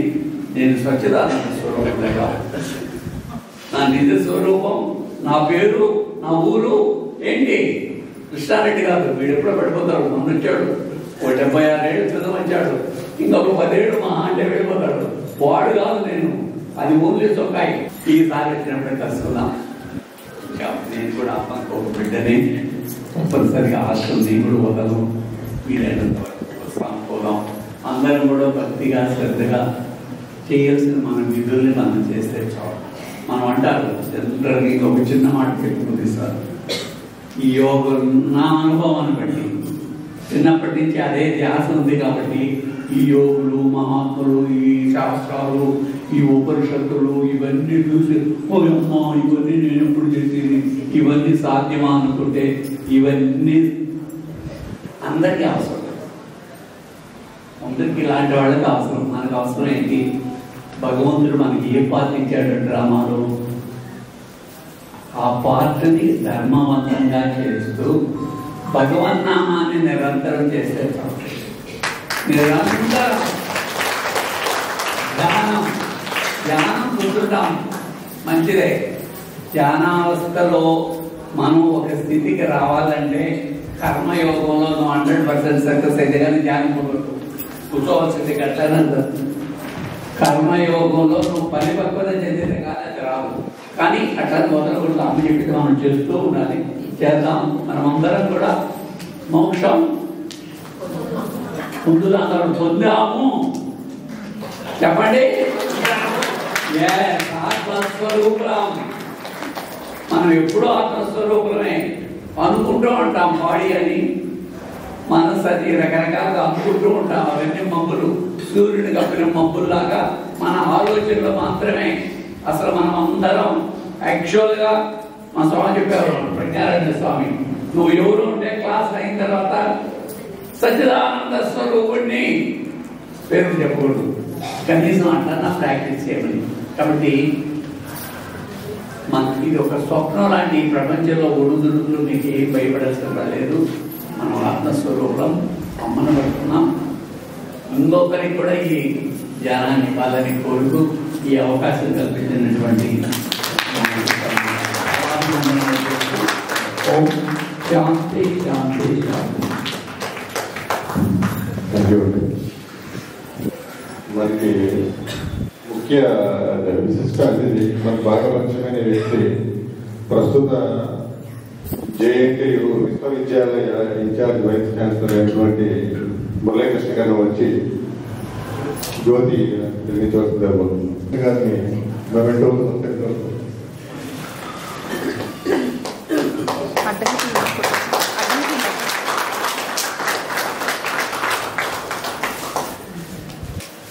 డాక్టర్ వీరు గారిని మెమెంటోతో సత్కరించాలని కోరుతున్నాం.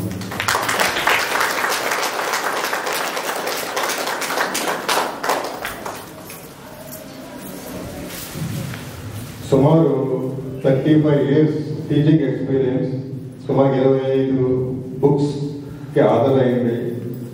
ఇంటర్నేషనల్ గా నేషనల్ గాను వారి యొక్క పరిశోధనల్ని పబ్లిష్ అయ్యింది. అంతేకాదు 2000 పైగా ప్రోగ్రామ్ వ్యక్తగా ఉన్నారు వారు. అంతేకాకుండా పర్యావరణ సంబంధించిన అనుమతులు ఏ దృష్టిని పొందాలంటే దాన్ని స్టేట్ నుంచి కానీ సెంట్రల్ నుంచి కానీ అనుమతి తప్పనిసరి. ఆ రెండింటిలోని మెంబర్ గా ఉన్నారు. అంతేకాకుండా founder secretary of environment production సొసైటీకి ఉన్నారు. ఏదైనా మురళీ చూసినట్లయితే ఏదైనా ఒక వ్యక్తి ఒక దాంట్లో ఒక నైపుణ్యం ఉంటుందండి. కానీ మురళీకృష్ణ చూస్తే మనకి ఒక పర్యావరణ సంబంధితులుగా కానీ, ఒక సాహిత్యవేత్తగా, తర్వాత పర్సనల్ డెవలప్మెంట్ టీచర్గా కానీ, ఒక మోటివేషన్ స్పీకర్గా కానీ అన్ని విధాల ఆయన నైపుణ్యం ఉంది. అంతేకాకుండా బుక్స్ ద్వారా, తర్వాత యూట్యూబ్ ఛానల్స్ ద్వారా నాలెడ్జ్ షేరింగ్ చేస్తూ అందరికీ నాలెడ్జ్ పంచుతున్నారు. ఆయన చేసిన యూట్యూబ్ ప్రోగ్రాంలోని మురళీయం అనే ఒకటి చూసినట్లయితే మనకి దాంట్లో ఒక నచ్చింది బాగా ఏంటంటే కసి ప్లస్ కృషి ఈజ్ ఈక్వల్ టు కృషి.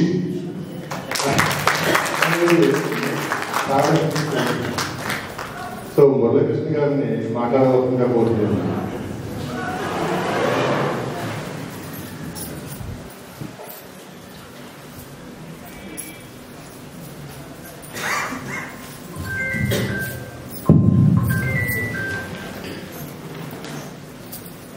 అందరికీ నమస్కారం.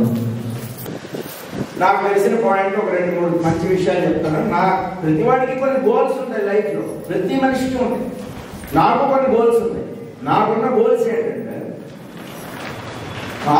మీ ఆలోచన విభిన్నంగా ఉండొచ్చు, డిఫరెంట్ గా ఉండొచ్చు, బట్ అవి మంచి ఆలోచన.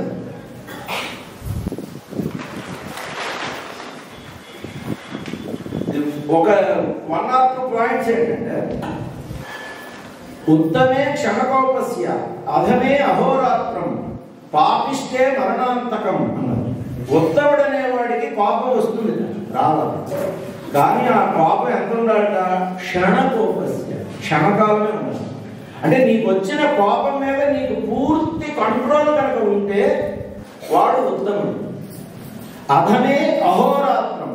అధముడు అంటే ఎవడంటే, అహ అంటే సంస్కృత్ లో డేటే, డే అండ్ నైట్. వాడికి చిన్న విషయం వచ్చిందంటే డే అండ్ నైట్ ఊగిపోతూ ఉంటాడు, వాడు అధముడు, నీచుడు. పాపిష్టే మరణాంతకం. ఎప్పుడో పెళ్లిలో జరిగిన చిన్న సంఘటన పట్టుకుని జీవితాంతం పెళ్ళాన్నో లేదా మొగుడునో ఎవరో ఒకరిని ఆడిపోసుకుంటూనే ఉంటాడు. ఎప్పుడో చిన్న విషయం అయితే అటు వదిలేటండి. ఇంకా ఆఖరి శ్వాసలాగా దాన్నే పట్టుకుని ఊగుతూ ఉంటాడు. అదే మైండ్ పెట్టుకుంటాడు. కడుపులో కత్తులు పెట్టుకుని బతుకుతూ ఉంటాడు. వాడు పాపిష్టి. ఇది సెంటెన్స్. నేను ఈ పాపలో చెందుకుంటే ఉత్తమనే. నాకు అసలు నేను పాపాన్ని ఆల్మోస్ట్ జయించడానికి ప్రయత్నిస్తున్నా. ఇప్పుడైనా సరే నాకు ఎప్పుడైనా పాపం వచ్చినా నేను ఎక్కువసేపు వెంటనే నార్మల్గా వస్తుంది. దీనికోసం నేను ప్రయత్నం చేస్తాను. అత్యుత్పదండి ఆ ఉత్తముడు అనే స్థాయికి వెళ్ళడానికి ప్రయత్నం చేస్తున్నా. బట్ నాలో చాలా మార్పు ఉంది. పాపం తీసుకోవడం, గట్టిగా ఆడడం, ఊగిపోవడం ఇవన్నీ నాకు లేవు. నేను నచ్చినా నచ్చకపోయినా చప్పట్లు కొడితే మీకు కూడా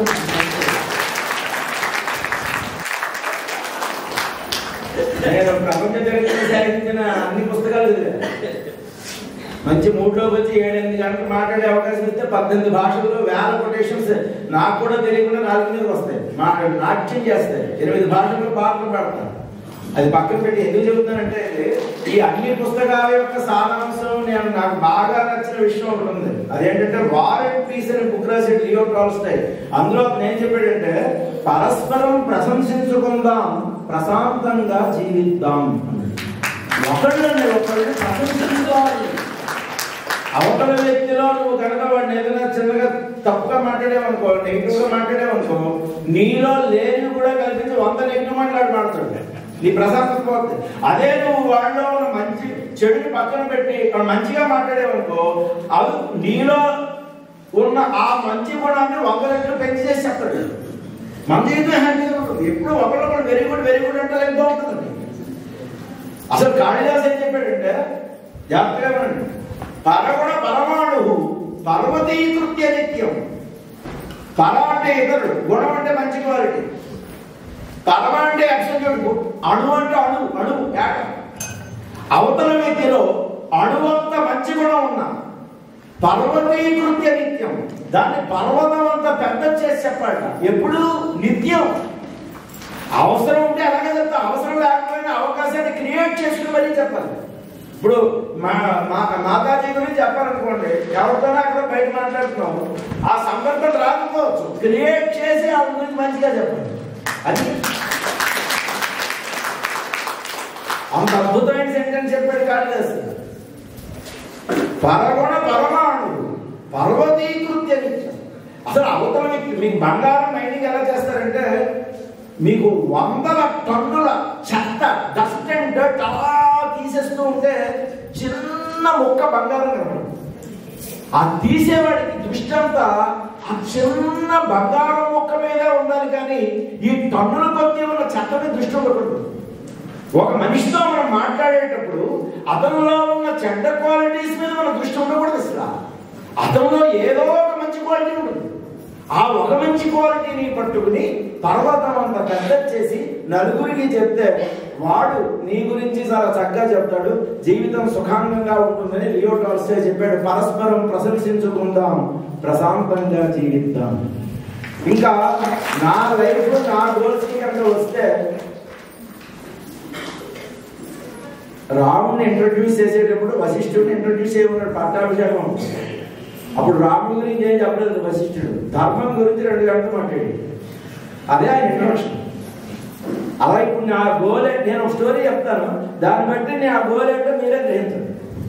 ఆ గోల్ ఏంటంటే రఘువంశంలో అద్భుతంగా రాశాడు. దిలీప్ మహారాజు చాలా గ్రేట్ కింగ్. అతను 99 అశ్వమేధ యాగాలు చేశాడు. 100వ యాగం చేస్తే దేవేంద్ర పదవి వస్తుంది. అశ్వాన్ని వదిలేడు. ఆ అశ్వాన్ని దేవేంద్రుడు తీసుకెళ్ళిపోయాడు. అతని మీద పోరాడి అతని కొడుకైనటువంటి రఘువు దాన్ని తీసుకొచ్చి నేను ఇచ్చాడు. మీరు జాగ్రత్తగా గమనించండి. దేవేంద్ర పదవి కోసం వచ్చేసింది, దానికోసం చాలా కష్టపడ్డాడు, అంత యుద్ధం చేసేసాడు. రఘు ఎప్పుడైతే దేవేంద్రుడి మీద యుద్ధం గెలిచి గుర్రం ఇచ్చిన వెంటనే దిలీప్ ఎవరు తెలుసా, ఎంత మంచి కొడుకున్నాడు, దేవేంద్రుడిని గెలిచిన కొడుకుంటే వాడు రాజ్యం చేయాలి కానీ నేను రాజ్యం చేయొచ్చని 5 నిమిషాల్లో రఘుకి రాజ్యాన్నంతటిని ఇచ్చి వానప్రస్థానం తిరిగి. అది రఘునా, అది దిలీప్ మహారాజ్. అంటే సాధించడం కోసం ఎంత కష్టపడ్డా వదిలేసేటప్పుడు చాలా సింపుల్ గా అలా వదిలేస్తాడు. దాని తర్వాత రఘు మహారాజు. రఘు బాగా పరిపాలిస్తున్నాడు. అతని కొడుకు పేరు అజమహారాజు. అజమహారాజు ఇందుమతి దేవిని చాలా అందగతిని మ్యారేజ్ చేసుకునేటప్పుడు కొన్ని వందల మంది రాజులు అతని మీద యుద్ధానికి వచ్చేస్తే వాళ్ళందరినీ చాలా అద్భుతంగా యుద్ధం చేసి గెలిచి మ్యారేజ్ చేసుకుని ఇందుమతితో ఇంటికి వచ్చాడు. ఇలా గడప లోపలికి పెడుతూ ఉంటే తండ్రి అయినటువంటి రఘు అన్నాడు, ఇంతమంది రాజుల్ని జయించి వచ్చావంటే ఇంకా నాకెందుకు రా బాబు, రాజ్యం నీదే, భార్య కూడా ఇంకా చక్కని భార్య, ఇవాళ నువ్వు రాజ్యం చేసేసుకో అని చెప్పి 3 రోజుల్లో వెంటనే ఆమెకి ఆ రాజ్యానికి అతనికి పట్టాభిషేకం ఇచ్చి సాయంత్రంలో వెళ్ళిపోయాడు అడుగు. దాని తర్వాత అసలు రఘు ఏం చేయడం మనకు తెలియదు. అంత సింపుల్ గా వదిలేశాడు రఘు. గజమహారాజు దశరథుడి తండ్రి, మధుడు పోతే మీరు వినండి. అజమహారాజు రోజు అద్దంలో కూర్చుని ఎదురుకుండా తలదూకుంటున్నాడు. అతను ఒక పండు వెంట్రుక కనబడు. మనం వెంటనే ఏమన్నా సార్, పండు వెంట్రుక కనబడిందంటే నాకు ఇంకా ఓల్డేజ్ వచ్చేసింది అనమాట. వార్ధక్యానికి వెళ్ళిపోవాలి, వానప్రస్థానానికి వెళ్ళిపోవాలి, వనానికి ప్రస్థానం వెళ్ళిపోవాలి. ప్రస్థానం అంటే జరిగింది, వనం అంటే అడవి, అడవికి వెళ్ళిపోవాలి. నేను ఆ టైం వచ్చేసింది అనమాట. ఈ ఒక వెంట్రుక కట్టుకుని వెంటనే వశిష్ఠుడిని పిలిచాడు గురువుని. బాబు వెంట్రుక నాకు చెబుతాం, వానప్రస్థానానికి వెళ్ళిపోవాలి అంటే దశరథుడికి పట్టాభిషేకం జరగాలి, ముహూర్తం చూడాలి. ముహూర్తం ఎక్కడ ఉంచాలి, దగ్గరలో ఎక్కడ ముహూర్తం లేదు, 6 నెలల దాకా ముహూర్తం లేదు. బలివాడికి సరిగ్గా లేదు, సరిగ్గా చూడు అంటే సరిగ్గా చూస్తే నాకు చెప్పాలంటే రేపు ఉందండి, కానీ పట్టాభిషేకానికి 24 గంటలు కూడా టైం లేదండి, అలా సరిపోద్దండి అన్నాడు. బలివాడిగా best time of future is now. ఈ క్షణాన్ని మించిన టైం ఉంది అసలు? రేపు అంటున్నావు, రేపైనా బ్యాడ్ డే, మరి ఎంత తొందరగా అవుతా అంత మంచి రోజు అది. రేపు పెట్టే ముహూర్తం అన్నాడు, మధ్యాహ్నం 12 గంటలకు ముహూర్తం పెట్టాడు. తర్వాత 24 గంటల లోపల అజమహారాజు దశరథుడికి రాజ్యాన్ని ఇచ్చేసి వానప్రస్థానానికి వెళ్ళిపోయాడు. దాని తర్వాత అజమహారాజు హిస్టరీ మీకు ఎక్కడా కనబడదు. ఎందుకు చెబుతానంటే వీళ్ళందరూ కూడా విపరీతంగా కష్టపడి సామ్రాజ్యాలు సంపాదించారు. కోట్లు, లక్షలు ఆస్తులు, ల్యాండ్లు ఇవన్నీ సంపాదించారు. బట్ టైం వచ్చినప్పుడు దాన్ని పట్టుకుని ఉండాలి, వదిలేయడంలో అంతే గ్రేట్నెస్ చూపించారు. దాని తర్వాత రాముడు ఏమైనా తక్కువేంటి? రాముడికి క్వాలిటీ రావడానికి కారణం అదే. రాముడు విశ్వకర్మ నిందిత లంకాపట్టణాన్ని జయించాడు, బంగారంతో చేసిన లంకాపట్టణాన్ని జయించాడు. చాలా కష్టమైన యుద్ధం అది. ప్రపంచంలో యుద్ధం అంటే రామరావణ యుద్ధమే. గగనం గగనాకారం, సాగర సాగరోపివ. ఆకాశాన్ని పోలిస్తే ఆకాశంతోనే పోల్చాలి, సముద్రాన్ని పోలిస్తే సముద్రంతోనే పోల్చాలి, యుద్ధాన్ని పోలిస్తే రామరావణ యుద్ధంతోనే పోల్చాలని చెప్పి అంత గొప్ప యుద్ధం చేసి కష్టపడి సంపాదించాడు. సంపాదించిన వెంటనే విభీషణుని పిలిచాడు, రావణాసురుడి తమ్ముడిని. ఇది నీది తీసేస్తుంది. ఒక హంగు, ఆర్భాటం, ఒక సభ, దానికి ఏదో పేపర్లో రాడు, ఏమీ లేదు అసలు. అంత కష్టపడి సంపాదించిందో ఇలా పిలిచి నీదే ఇది తీసేసుకుంటాను. దీని గురించి రాశాడు తులసీదాస్ రామాయణంలో. ఏం రాశాడంటే, జో సంపత్తి శివ రావణి దీనిదియా దశమా సోయి సంపత్తి విభీషణి సౌచి దీని రఘున. పరమశివుడు 10 తలల రావణాసురుడికి ఏ విధంగా అయితే చాలా సింపుల్ గా అతను పూజ చేశాడు. మంచి మెజిషియన్. ఈ పువ్వులు లేదు కదా చేతిలో రావణాసురుడికి, ఇలా పెట్టిన ఎంతో పువ్వు పడేది. మళ్ళీ ఇలా అంటే దానిలో ఇంకో పువ్వు వచ్చాడు, ఇలా తీసుకొచ్చి ఇలా పువ్వు వేసేవాడు. ఇంకో ఇలా అంటే అసలు దండ వచ్చాడు, ఆ దండ తీసుకున్నాడు. మాయ, మ్యాజిక్, అద్భుతమైన లిరిసిస్ట్, సాహిత్యవేత్త, మంచి మ్యూజిషియన్, ఇవన్నీ ఉపయోగించి, బలాన్ని ఉపయోగించి, అన్ని ఉపయోగించి కష్టపడి సంపాదించాడు రావణాసురుడు. అంతకన్నా 100 రెట్లు కష్టపడి సంపాదించిన లంకాపట్టణాన్ని ఏ హడావిడి లేకుండా సింపుల్ గా విభీషణుడికి ఇచ్చేసాడు. जो संपत्ति शिव रावणी दीनहिदिया तस्मात् सोई संपत्ति विभीषणी सौच दीनहि रघुना అని చెప్పాడు తులసీదాస్ రామాయణం. అంత సింపుల్ గా ఇచ్చేసాడు. అసలు లెక్క చేయడా. నేను ఎందుకు చెబుతానంటే వాళ్ళు సంపాదించడంలో ఎంత కష్టపడ్డారో ఇచ్చేసేటప్పుడు కూడా అంతే సింపుల్ గా దీన్ని వదిలేశారు. సో ఇది కూడా నాకు లైఫ్ లో పోలేదు. ఇవాళ వైస్ ఛాన్సలర్ అవ్వచ్చు, రేపొద్దున ఏదో అదే నువ్వు కాదుగా వెళ్ళి బాగా పరాలని చెప్పేస్తాం. ఆ వైస్ ఛాన్సలర్ వచ్చినప్పుడు ఎంత ఆనందమో, రేపొద్దు బాబు నేను వైస్ ఛాన్సలర్ కాదు ఇంకో ఏదో పని చేసి అక్కడ ఏదో చూసుకోవాలంటే అదే చేస్తాము. ఆ స్థాయికి మనం వెళ్ళాలి. దాన్ని ఒక లెవెల్ ఆఫ్ స్పిరిచువాలిటీ అంటారు. కాబట్టి ఎప్పుడైతే మనిషికి దేన్నైనా సాధించడం కోసం విశ్వ ప్రయత్నం చేయాలి, కానీ వదిలేసేటప్పుడు చాలా సింపుల్ గా ఇది అసలు నాది కాదు, ఇది ఆ భగవంతుడిది ఇచ్చేయడంలో అదే గ్రేట్నెస్ ఉండాలి. ఎవరికైతే ఆ గ్రేట్నెస్ ఉంటుందో అదే బలం. ఆ బలాన్ని మనందరం సంపాదించడానికి మీకు మాతాజీతో ఉన్నటువంటి ఆ సత్సాంగ నేచర్ మీకు అందరికీ ఉపయోగపడుతుందని ఆశిస్తున్నాను. ఓపికగా ఉన్నందుకు మీ అందరికీ ధన్యవాదాలు తెలియజేస్తున్నాను. దానికోసం ఈ ప్రణవాసనం ఒక అత్యద్భుతమైనటువంటి పునాది రాయిగా ఉంటుంది అని ఆశిస్తూ ఓపికగా ఉన్న మీ అందరికీ మరొకసారి హృదయపూర్వక నమస్కారాలు పంపిస్తూ thank you very much sir. ఇప్పటివరకు స్మృతి పురాణానాం ఆలయం కర్ణాలయం నమామి భగవత్పాదశంకరం లోకశంకరం శ్రీ గురుభ్యో నమః. మీ అందరి హృదయాల్లో ఉన్న ఆ పరమాత్మకు నా హృదయపూర్వక నమస్కారం. వీరికి నమస్కరించిన నేను కూడా మాట్లాడుతూ అంటే ఇప్పుడే చెప్పారు వారి మాటలోనే శాంతి ఆశ్రమం వేరు ప్రణవాశ్రమం వేరు అంటారు. అంటే మాతాజీ గురించి ఇంకా పూర్తిగా ఏం చెప్పలేదు. తమ 5వ సంవత్సరం నుంచి ఆధ్యాత్మికంలోకి వచ్చేసిన వారు అంటే బాల్యం నుంచి పుట్టగానే వికసిస్తున్నట్టుగా బాల్యం నుంచి వారు పూర్తిగా బ్రహ్మచారం కింద సన్యాసి కింద అలాగే శాంతి ఆశ్రమం ఉత్తర పీఠాభివృద్ధి కింద అంతేకాదు సాధనా సంపత్తితోటి ఒక తేజస్తో ఉన్న మహాత్మురాలు అటువంటి మహాత్మురాలు పక్కన కూర్చోవడం నా అదృష్టం కదా.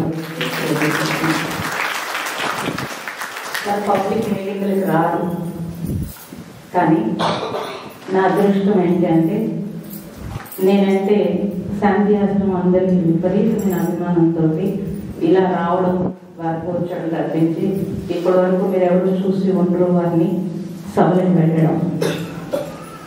ఇక్కడ ప్రణవాశ్రమానికి ఒక్కదానికి వస్తారు. అయితే వారంతా జ్ఞానం నాకేమీ లేదు, కానీ ఊరికి రారు మహాత్ములని ఇటువంటి మహాత్ముల యొక్క పాద ధూళి ఎక్కడైనా సరే అది పవిత్రత. అలాగే రవిశాస్త్రిని చూస్తే నాకు బిడ్డగా అనిపిస్తాడు. ఎందుకంటే ఎంతమంది గురువులతో ఇంటర్వ్యూ చేసినా లోపల బాల్యావస్థ ఒక స్వచ్ఛత ఉంటుంది కదండి. అందుకోసము తను ఇందాక అడిగినప్పుడు నేను అదే అడిగాను, నీకు నేనేమవుతాను అని అంటే ఇప్పుడు కనుక నేను కొడుకుని అన్నాడంటే అక్కడి నుంచి గెలిచేది. అలా అనలేదు, శిష్యుని అన్నాడు. ఇంకా సమయం కృష్ణారెడ్డి గారు చెప్పారు, వారే చెప్పారు. అయితే పాపం 10 నిమిషాలు ఎందుకు ఇచ్చానంటే మురళీకృష్ణ గారు వారికి ఉన్న సమయం హాఫ్ అన్ అవర్ అన్నారు కాబట్టి వారు వచ్చే సమయానికి ఆ టైం ఎందుకంటే ఈరోజు చిల్డ్రన్స్ డే కాబట్టి వారి సమయము అమూల్యమైనది కాబట్టి ఉన్న సమయంలో భక్తులకి ఇవ్వాలి కాబట్టి తప్పనిసరిగా అందుకోసం ఆపాల్సి వచ్చింది. అయితే తప్పదు, అన్యదా భావించవద్దు దయచేసి. సో మురళీకృష్ణ గారు చెప్పినట్టుగా అంటే వారికి తెలిసినది వారు చెప్పారు, కానీ వారు చెప్పిన దాంట్లో ఒక నిజం ఉంది. సన్యాసం అంటే విడుదల, న్యాసం కానిది. ఇంకొకటి చెప్పారు, వస్త్రము వేసుకోవడం అంటే అది భిక్షాటన కోసం కొద్దిమంది మాత్రమే వేసుకుంటారు. అంటే ఉదర పోషణార్థం భిక్షాటన వేసుకునే సన్యాసులను చూసి మనము దాని మీద ఒక అపోహ వచ్చింది. కానీ సన్యాసం అంటే సామాన్యమైన విషయం కాదు, అది వరించాలి. వరిస్తే నేను కూడా చిన్నప్పటి నుంచి మా నాన్నగారు నువ్వు అమ్మవారి అంశగా వచ్చావు కాబట్టి అంటే వాళ్ళు అలా మొక్కుకున్నారు కాబట్టి వాళ్ళు అలా అనుకున్నారు, నువ్వు సన్యాసం అవుతావు అని చెప్తే నాకు భయం వేసి అసలు సన్యాసం జోలికి వెళ్ళకూడదని చెప్పి నేను సోషల్ సర్వీస్ చేయాలి అంటే అప్పుడు తెలియదు, అందరిలో ఒకటే పరమాత్మ ఉందన్న సంగతి తెలియదు కాబట్టి చెయ్యాలని చెప్పి నేను చాలా దూరం జరిగాను. కానీ ఎన్నో సంవత్సరాల నుంచి ఈ సన్యాసానికి దూరంగా శాంత్యాశ్రమం మాట్లాడి ఋషికేశ్లో మహాత్ములు ఎంతో మంది ఎన్నో సంవత్సరాల నుంచి అడిగినా నేను చాలా దానికి దూరం, అక్కడ అడుగుతుంటే దూరం జరిగాను. కానీ దాని సమయం వచ్చినప్పుడు మనం ఆపలేమన్న సంగతి నా అనుభవం ద్వారా తెలుసుకున్నాను. అందుకోసం ఎంతమంది అడిగినా లోపల సన్యాసించకుండా సన్యాసం ఏంటండి, నేను లోపల సన్యాసించాల్సి ఉంటుంది అంటే, కానీ లోపల సన్యాసించడం అంటే మురళీకృష్ణ గారు చెప్పినట్టుగా విడుదల. ఎక్కడికక్కడ న్యాసము కానిది సన్యాసము, ఎక్కడికక్కడ విడుదల వైపు జర్నీ చేసినప్పుడు పరనాడు వస్త్రము ఇది మన సంస్కృతి సంప్రదాయం కాదు. ఎంతో మంది మహాత్ములు మనిషి ఆంతరంగా ఎదగాలి అని అంటే తప్పనిసరిగా వాళ్ళ జర్నీలో మానసిక పరిస్థితిని బట్టి మనస్సు బుద్ధి వికాసం చెందాలని అంటే, వికారాలు రాకుండా ఉండాలి అని అంటే ఎన్నో రకాల ప్రక్రియలు పెట్టిన తర్వాత సన్యాసి డ్రెస్సు గుర్తు చేస్తుంది. ఏమని గుర్తు చేస్తుంది అని అంటే, అందులోకి వచ్చిన తర్వాత కూడా ఎక్కడో చోట వికారం వస్తే ఆ వికారాన్ని అగ్నివర్ణ వస్త్రము ఆపుతుంది. దానికోసము పరిణతి చెంది భగవంతుడు మనకు అవకాశం ఇచ్చిన తర్వాత కూడా మాయామోహాదులతో ఎక్కడైనా జారిపోతారేమో అని చెప్పి అలా జారిపోకుండా ఉండడానికి సన్యాస దీక్ష అనేది గురువు ఎన్నో సంవత్సరాలు వాళ్ళని పరీక్షించి, మా గురువులు 33 సంవత్సరాలు పరీక్షించిన తర్వాత తప్పించి వాళ్ళు మనల్ని పట్టుకుని వదలరు అని రెడ్డి గారు చెప్పారు. అది నిజం, అది వాస్తవం. కాబట్టి జనులకి ఒక అపోహ ఉంటుంది. అయితే ఇప్పుడున్న కాలమాన పరిస్థితుల ప్రకారం స్పిరిచువల్ జర్నీ అంటే ఒక పెట్టుబడి అయిపోయింది. కాబట్టి స్పిరిచువల్ జర్నీలో రకరకాల అవగాహన ఉన్నా లేకపోయినా ఆ జర్నీలోకి వచ్చి దాని నుంచి ఒక అపోహని జనులకి వచ్చింది తప్పించి, భారతీయ సంస్కృతిలో మనిషి అంతర వికాసం వైపు జర్నీ చేయించే గొప్ప సంపద మన దేశంలో మాత్రమే. లేకపోతే ఇలా బాల్యం నుంచి కూడా మనోనిగ్రహము మాయామోహాలు లేకుండా నిలబడడం అంటే సామాన్య విషయం కాదు. కాబట్టి మనం జీవితంలో అన్ని చూసేస్తున్నాం, ఎన్నో రకాలు చూసి ఉన్నాం. చూసి నిలబడలేక మన అభిప్రాయాలతో అనేక అభిప్రాయాలతో మనం ఉంటాము. కానీ అటువంటి అభిప్రాయాలన్నింటికి సమాధానం మన సంస్కృతిలోనే ఉంది. అటువంటి గొప్ప సంస్కృతిలో మనందరం ఉన్నాం. కాబట్టి ఈ ధర్మం అన్నప్పుడు ఈ జీవన విధానం అది ఎంతో మంది నిరూపించి చూపించారు.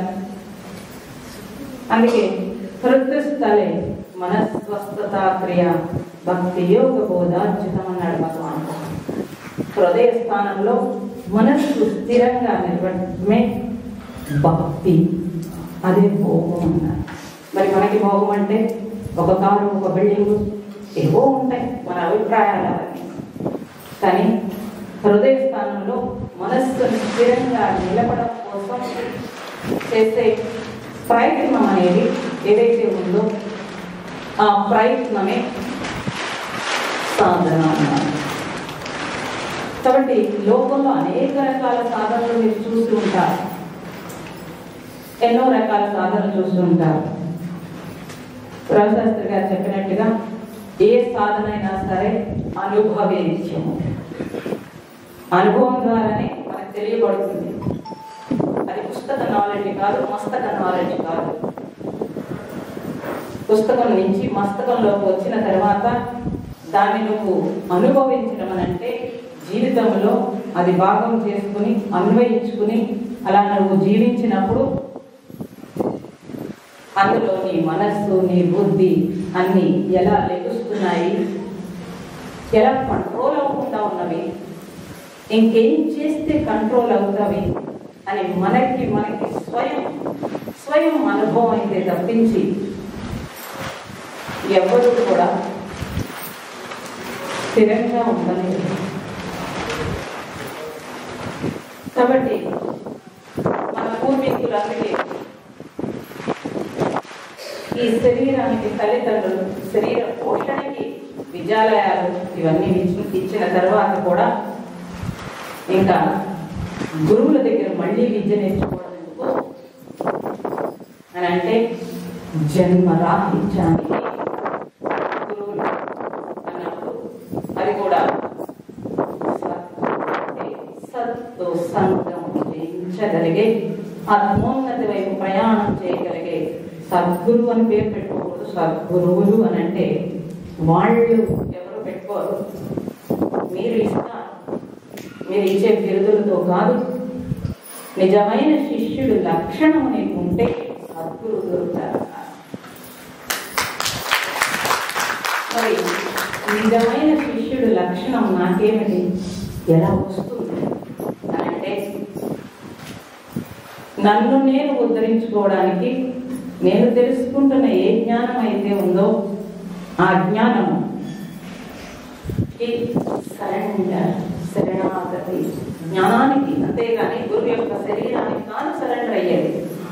ఆ జ్ఞానానికి నేను సరెండర్ అయినప్పుడు ఆ గురువు యొక్క హృదయం మీకు తెలియబడితే ఆ హృదయం నుంచి మనం సూక్ష్మతలో రిసీవ్ చేసుకోగలుగుతాం. ఎన్నో సంవత్సరాలు ఎంతో మంది దగ్గర తిరిగి నేను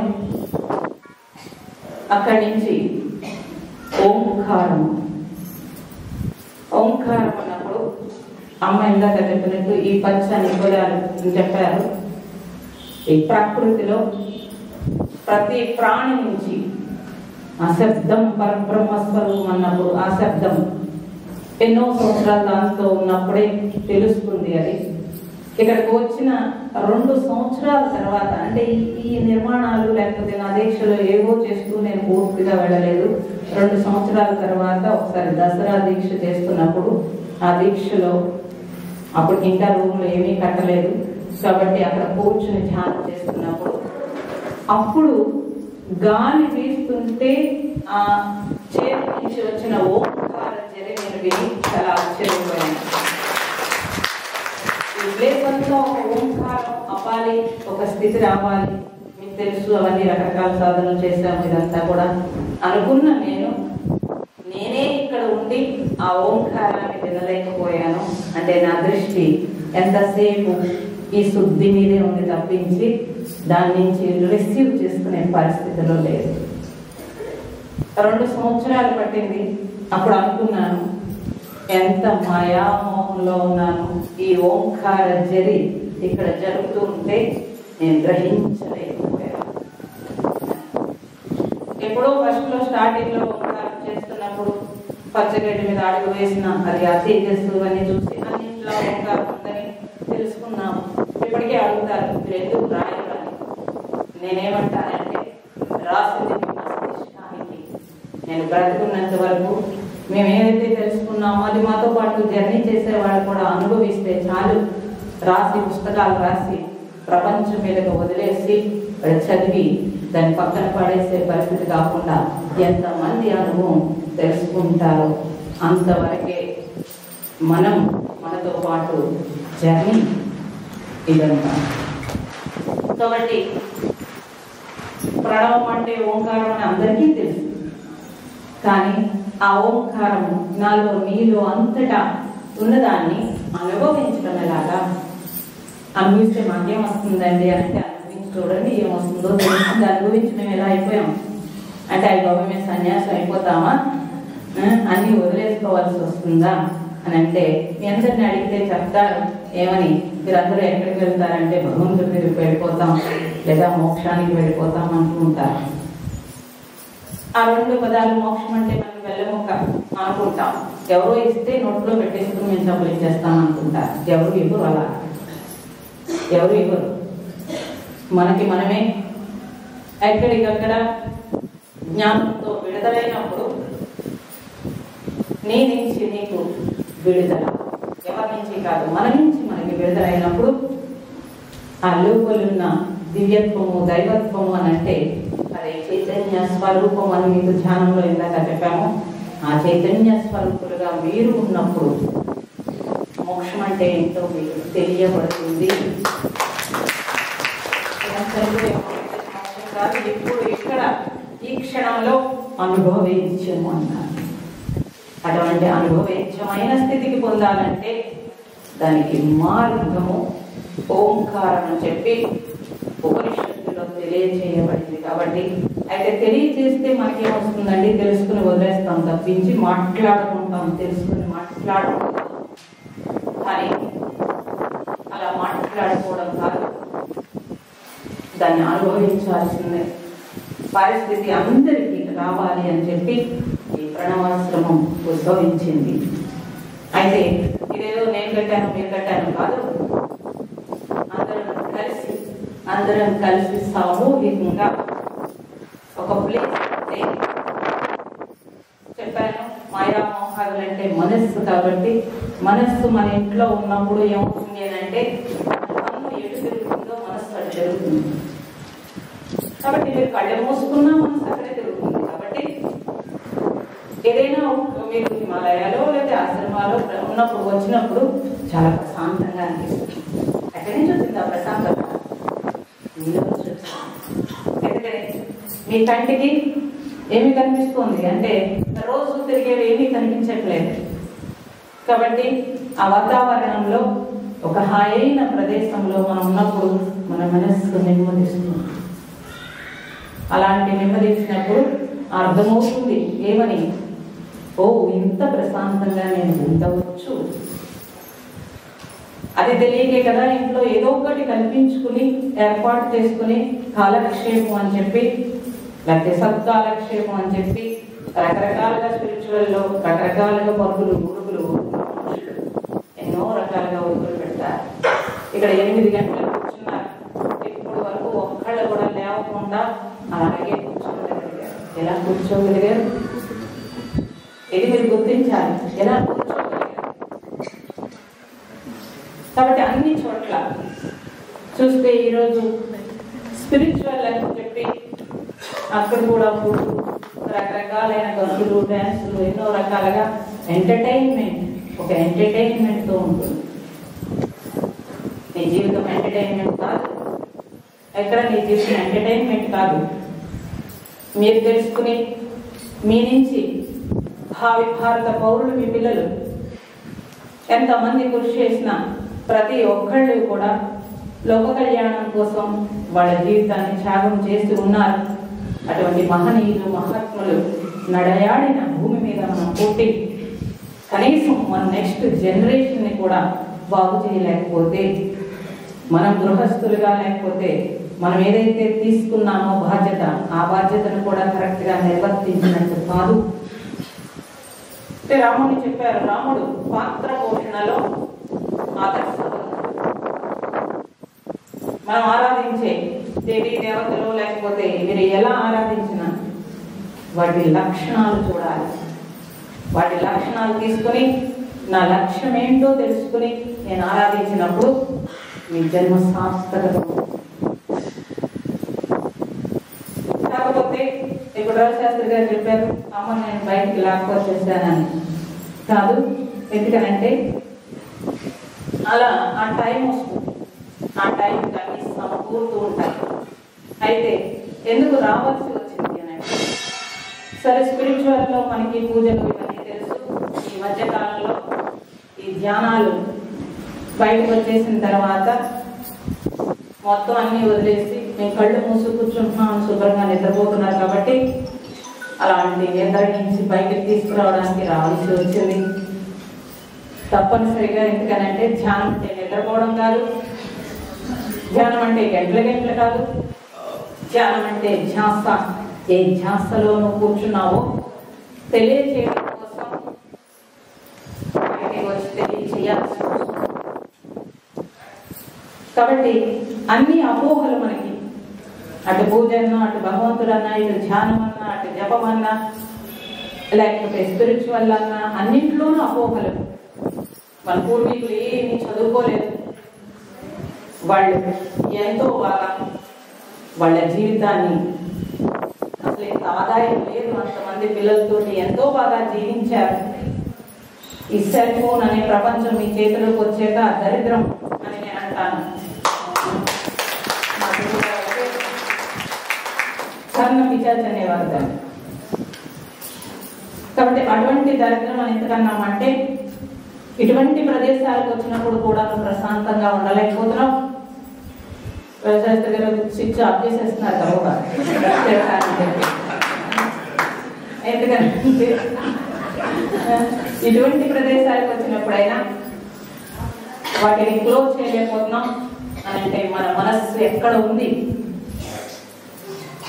ఎలా ఉంది మన మనస్సు? అది వస్తువు అవసరం. నేను అది వదిలేయమనో పడేయమనో చెప్పట్లేదు. మీరు అభివృద్ధి పేరు మీదుగా చాలా దూరం వెళ్ళారు, అభివృద్ధి చెందారు. వస్తువు అది, వస్తువు వాడుకుంటామండి, నెత్తి మీద పెట్టుకుంటామా? భర్త చేయి భార్య, భార్య చేయి భర్త పట్టుకునేవారు ఒకప్పుడు.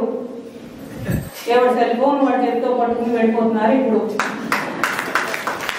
కాబట్టి ఆ పెళ్లినాడు మాత్రమే చెయ్యి పట్టుకొని వాళ్ళు ఏం చెప్పారు, జీవితాంతం వదలకమయ్యారని చెప్పారు. మరి మీరు అడగచ్చు, మీరు ఎందుకు సన్యాసం తీసుకున్నారంటే, మా ఇంట్లో వాళ్ళు నన్ను భరించలేక పాపం వాళ్ళే తీసుకెళ్ళి మా గురువు చెప్పేశారు, పర్మిషన్ ఇచ్చారు. అంటే ప్రపంచానికి ఇంకేమైనా వదిలేయాలని చెప్పి భర్త బిడ్డ పర్మిషన్ ఇస్తే అని మీరు అనుకుంటున్నారు. నేను అనుకున్నాను, ఒక్కొక్కరు భరించలేక నన్ను ఇచ్చేసినట్టున్నారని. తర్వాత చాలా ఏడ్చాను, ఇదేంటి నా పర్మిషన్ లేకుండా వీళ్ళు ఇచ్చేసారేంటని. తర్వాత అర్థమైంది, ఓహో ఎవరు భరించలేకపోతున్నాం అనుకుంటున్నారు పవన్ అని చెప్పి. అప్పుడు మనసు నెమ్మదించింది. లేకపోతే ఏడుస్తూ కూర్చుంటాం కదండి. అలా కాదు, ముందే నిర్ణయించుకున్నాం. 50 వచ్చిన తర్వాత ఎవరి వాళ్ళు వానప్రస్థం తెలుస్తుందండి. ప్రపంచం అంతా పోడైపోతుంది. ఒకరు వదిలేసి ఇప్పుడు సన్యాసం తీసుకున్నాను. ఆయన అడగని కావాలంటే అని చెప్పాను. అంటే పూర్వాశ్రమం వేరు, సన్యాసాశ్రమం వేరు. ఇది చాలా నియమాలతో కూడుకున్న జీవితం. మరొక జన్మ ఇది. ఈ జన్మ తెలియాలి అంటే నేను కూడా మా గురువు గారిని ఇలాగే వాదించాను, ఎన్నో రకాలుగా మాట్లాడి. మా నాన్నగారిని వాదించాను, ముందు దూరంగా పారిపోయాను. అది ఒంటి మీదకి వచ్చింది. వాళ్ళు ఇచ్చారు, వీళ్ళు ఇచ్చారు కాదు. అక్కడ ఆ సమయం వచ్చినప్పుడు ఈశ్వరుడు అన్ని దారులు ఓపెన్ చేసేస్తాడు. ఇందులోకి వచ్చిన తర్వాత తెలిసింది దీనికి ఎంత నియమ నిబద్ధతతో మన జీవితం ఉండాలి. పరిణతి ఇంకొంచెం పరిణతి చెందడానికి ప్రయారిటీలు ఉంటాయి మనకి. ఆ ప్రయారిటీలో మనసు ఇరుక్కుంటుంది. అలా ఇరుక్కోకుండా ప్రయారిటీ మారుతుంది. మారి ఇంకెక్కడికి వెళ్తుందంటే జన్మరాహిత్యానికి. మరి జన్మ రాకుండా జన్మరాహిత్యం వైపు జర్నీ ఎంత డిజైన్ చేశారు మన మహాత్ములంతా. జీవితము అనుభవించాలి. ఆ జీవితంలో రుణానుబంధ రూపేణ అన్నీ వస్తాయి. అది అయిన తర్వాత నీ పని ఏంటి అంటే, నువ్వు మానసిక ఒత్తిడి పొందకుండా నువ్వు ప్రశాంతంగా జీవించడానికి అనేక మార్గాలు ఇచ్చారు, అనేక సాధనా మార్గాలు ఇచ్చారు. జన్మరాహిత్యానికి సన్యాస మార్గం ఇచ్చారు. అలానే గృహస్థులందరూ సన్యాసానికి రమ్మని ఎవ్వరూ చెప్పలేదు. అందుకే ముందే చెప్తున్నాను, మీరు పరిణతి చెందినప్పుడు మీరెవరూ అనుకోరు, ఆటోమేటిక్గా భరిస్తాయి అవన్నీ. కాబట్టి ప్రణవాశ్రమము అంటే ఏదో ఓల్డేజ్ హోమ్ లాగా 4 రోజులు ప్రశాంతంగా ఉండిపోవచ్చు అనేది లేదు. ఇది సాధన. అంటే ఏ సాధన అన్నప్పుడు మళ్ళీ ఓంకార సాధన. ఇగో పక్కన ఉన్నారు ఇంటర్వ్యూలు ఏంటంటే మీ ఓంకార ధ్యానం గురించి చెప్పండి. అదే ధ్యానం మీకు కొత్తగా పడుతుందా ఏంటండి ఓంకార ధ్యానం అని? సో అలా ఉండదు. ఈ ధ్యానం ఆ ధ్యానం నువ్వు ఏ పేరు పెట్టుకున్నా కళ్ళు మూసుకుంటే ఏ ధ్యానం చేస్తున్నావు అని అడిగామనుకోండి, నువ్వు మళ్ళీ పేరు పెడతావా దానికి? కదండి. నిద్రపోవడం అంటే అందరూ నిద్రపోవడమేనా? మళ్ళీ ఏ నిద్రపోవడం అని అడిగామనుకోండి, పిచ్చా ఎంత అని అడుగుతారు కదా. అలాగే పూజ ఏ పూజ చేస్తున్నావన్నా, ధ్యానం ఏ ధ్యానం చేస్తున్నావన్నా అది మనం మాట్లాడకూడదు, దాని గురించి చర్చించుకోకూడదు. నువ్వు కళ్ళు మూసుకునే వరకు నువ్వేదో ప్రక్రియ చేస్తావు కనుక మూసుకున్న తర్వాత నిజంగా ధ్యానం చేసేటప్పుడు నువ్వెవరో నీకు గుర్తు రానప్పుడు ఇంకా ధ్యానం ఏం గుర్తు వస్తుందండి? ఇది అనుభవం. ఆ అనుభవం మనం పొందినప్పుడు మాత్రమే అది ఆనందం ఉంటుంది. లడ్డు బాగుందన్నాడు, నువ్వు ఎంత వర్ణించినా వాడు తినే వరకు వాడికి అర్థం కాదు. వాడు కూడా తినాలంటే నేను ఒక ముక్క పెట్టి నువ్వు కూడా తినరా నాయన, ఇంకా దాని గురించి మనం ఏం మాట్లాడుకోవట్లేదంటే తినేటప్పుడు మళ్ళీ మాట్లాడతాడా? ఆస్వాదిస్తూ ఉంటాడు. అలా ఎవరికి వారే వాళ్ళ జీవితంలో ప్రయారిటీ ఏది ఇస్తున్నారో జర్నీ అదే ఉంటుంది.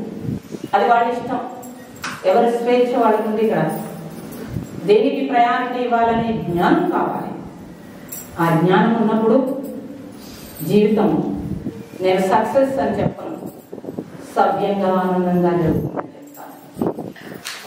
ఎందుకంటే సక్సెస్కి మీరు ఇచ్చిన మీనింగ్ డబ్బు, సక్సెస్కి మీరు ఇచ్చిన మీనింగ్ గౌరవాలు. కాబట్టి సక్సెస్ గురించి మనం మాట్లాడటం అంతా భౌతికం అవుతుంది.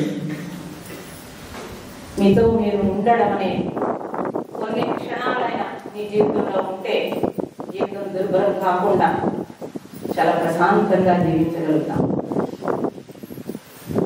కాబట్టి ఈ ప్రణవాశ్రమం అంటే భావి భారత పౌరుల కోసం సాధనలో మనోస్థితులు మనోలయాలు ఉంటాయి.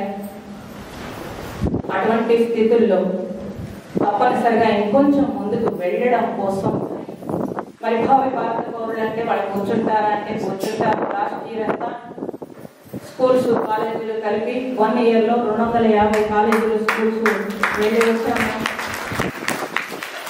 చక్కగా కూర్చుంటారు కూడా. కాబట్టి ఈరోజు మనం అందరం కూడా ఎవరెవరు వాళ్ళ జీవితాల్లో ఎన్నో రకాల అనుభవాలతో ఎన్నో రకాలైన పరిస్థితులతో ఉంటారు కదా. కానీ మనం నిద్రపోయినప్పుడు అందరూ సమానం. అలాగే పగలు మనకి మనం తప్పనిసరిగా అది యోగ నిద్రని ఆ నిద్రని అలా పేర్లు పెట్టకూడదు. నిద్ర అనేటప్పటికీ నిద్రపోతాం కాబట్టి నిద్ర అనేసి మనతో మనం ఎరుకలో ఉండడమే ధ్యానమని భగవాన్ అలా మీ ఎరుకలో మీరు ఉండడానికి రోజు మొత్తంలో మీరు ఎంత సమయం కేటాయించుకుంటారో అది మీ ఇష్టం. 10 నిమిషాల, పావు గంట, అరగంట, గంట, అది మీ ఇష్టం. కాలాన్ని కాలక్షేపం చేయకుండా మీ జీవితం అనుభవించడానికి, అంటే మనం తింటూ లేకపోతే ఏవో కొనుక్కుంటూ అనుభవిస్తున్నాం అనుకుంటాం, కానీ లోపల ఎంతటి శక్తి ఉంది, ఎంతటి శాంతి ఉంది అనేది తెలుసుకుంటే తప్పించి మన జీవితం మనం అనుభవించినట్లు కాదు. కాబట్టి అలా అనుభవించడానికి తప్పనిసరిగా మీతో మీరు ఉండడానికి ప్రయత్నం చేస్తారని, అలా మీ ప్రయత్నంలో ఆ భగవంతుడు తోడవ్వాలని భగవంతుని ప్రార్థిస్తూ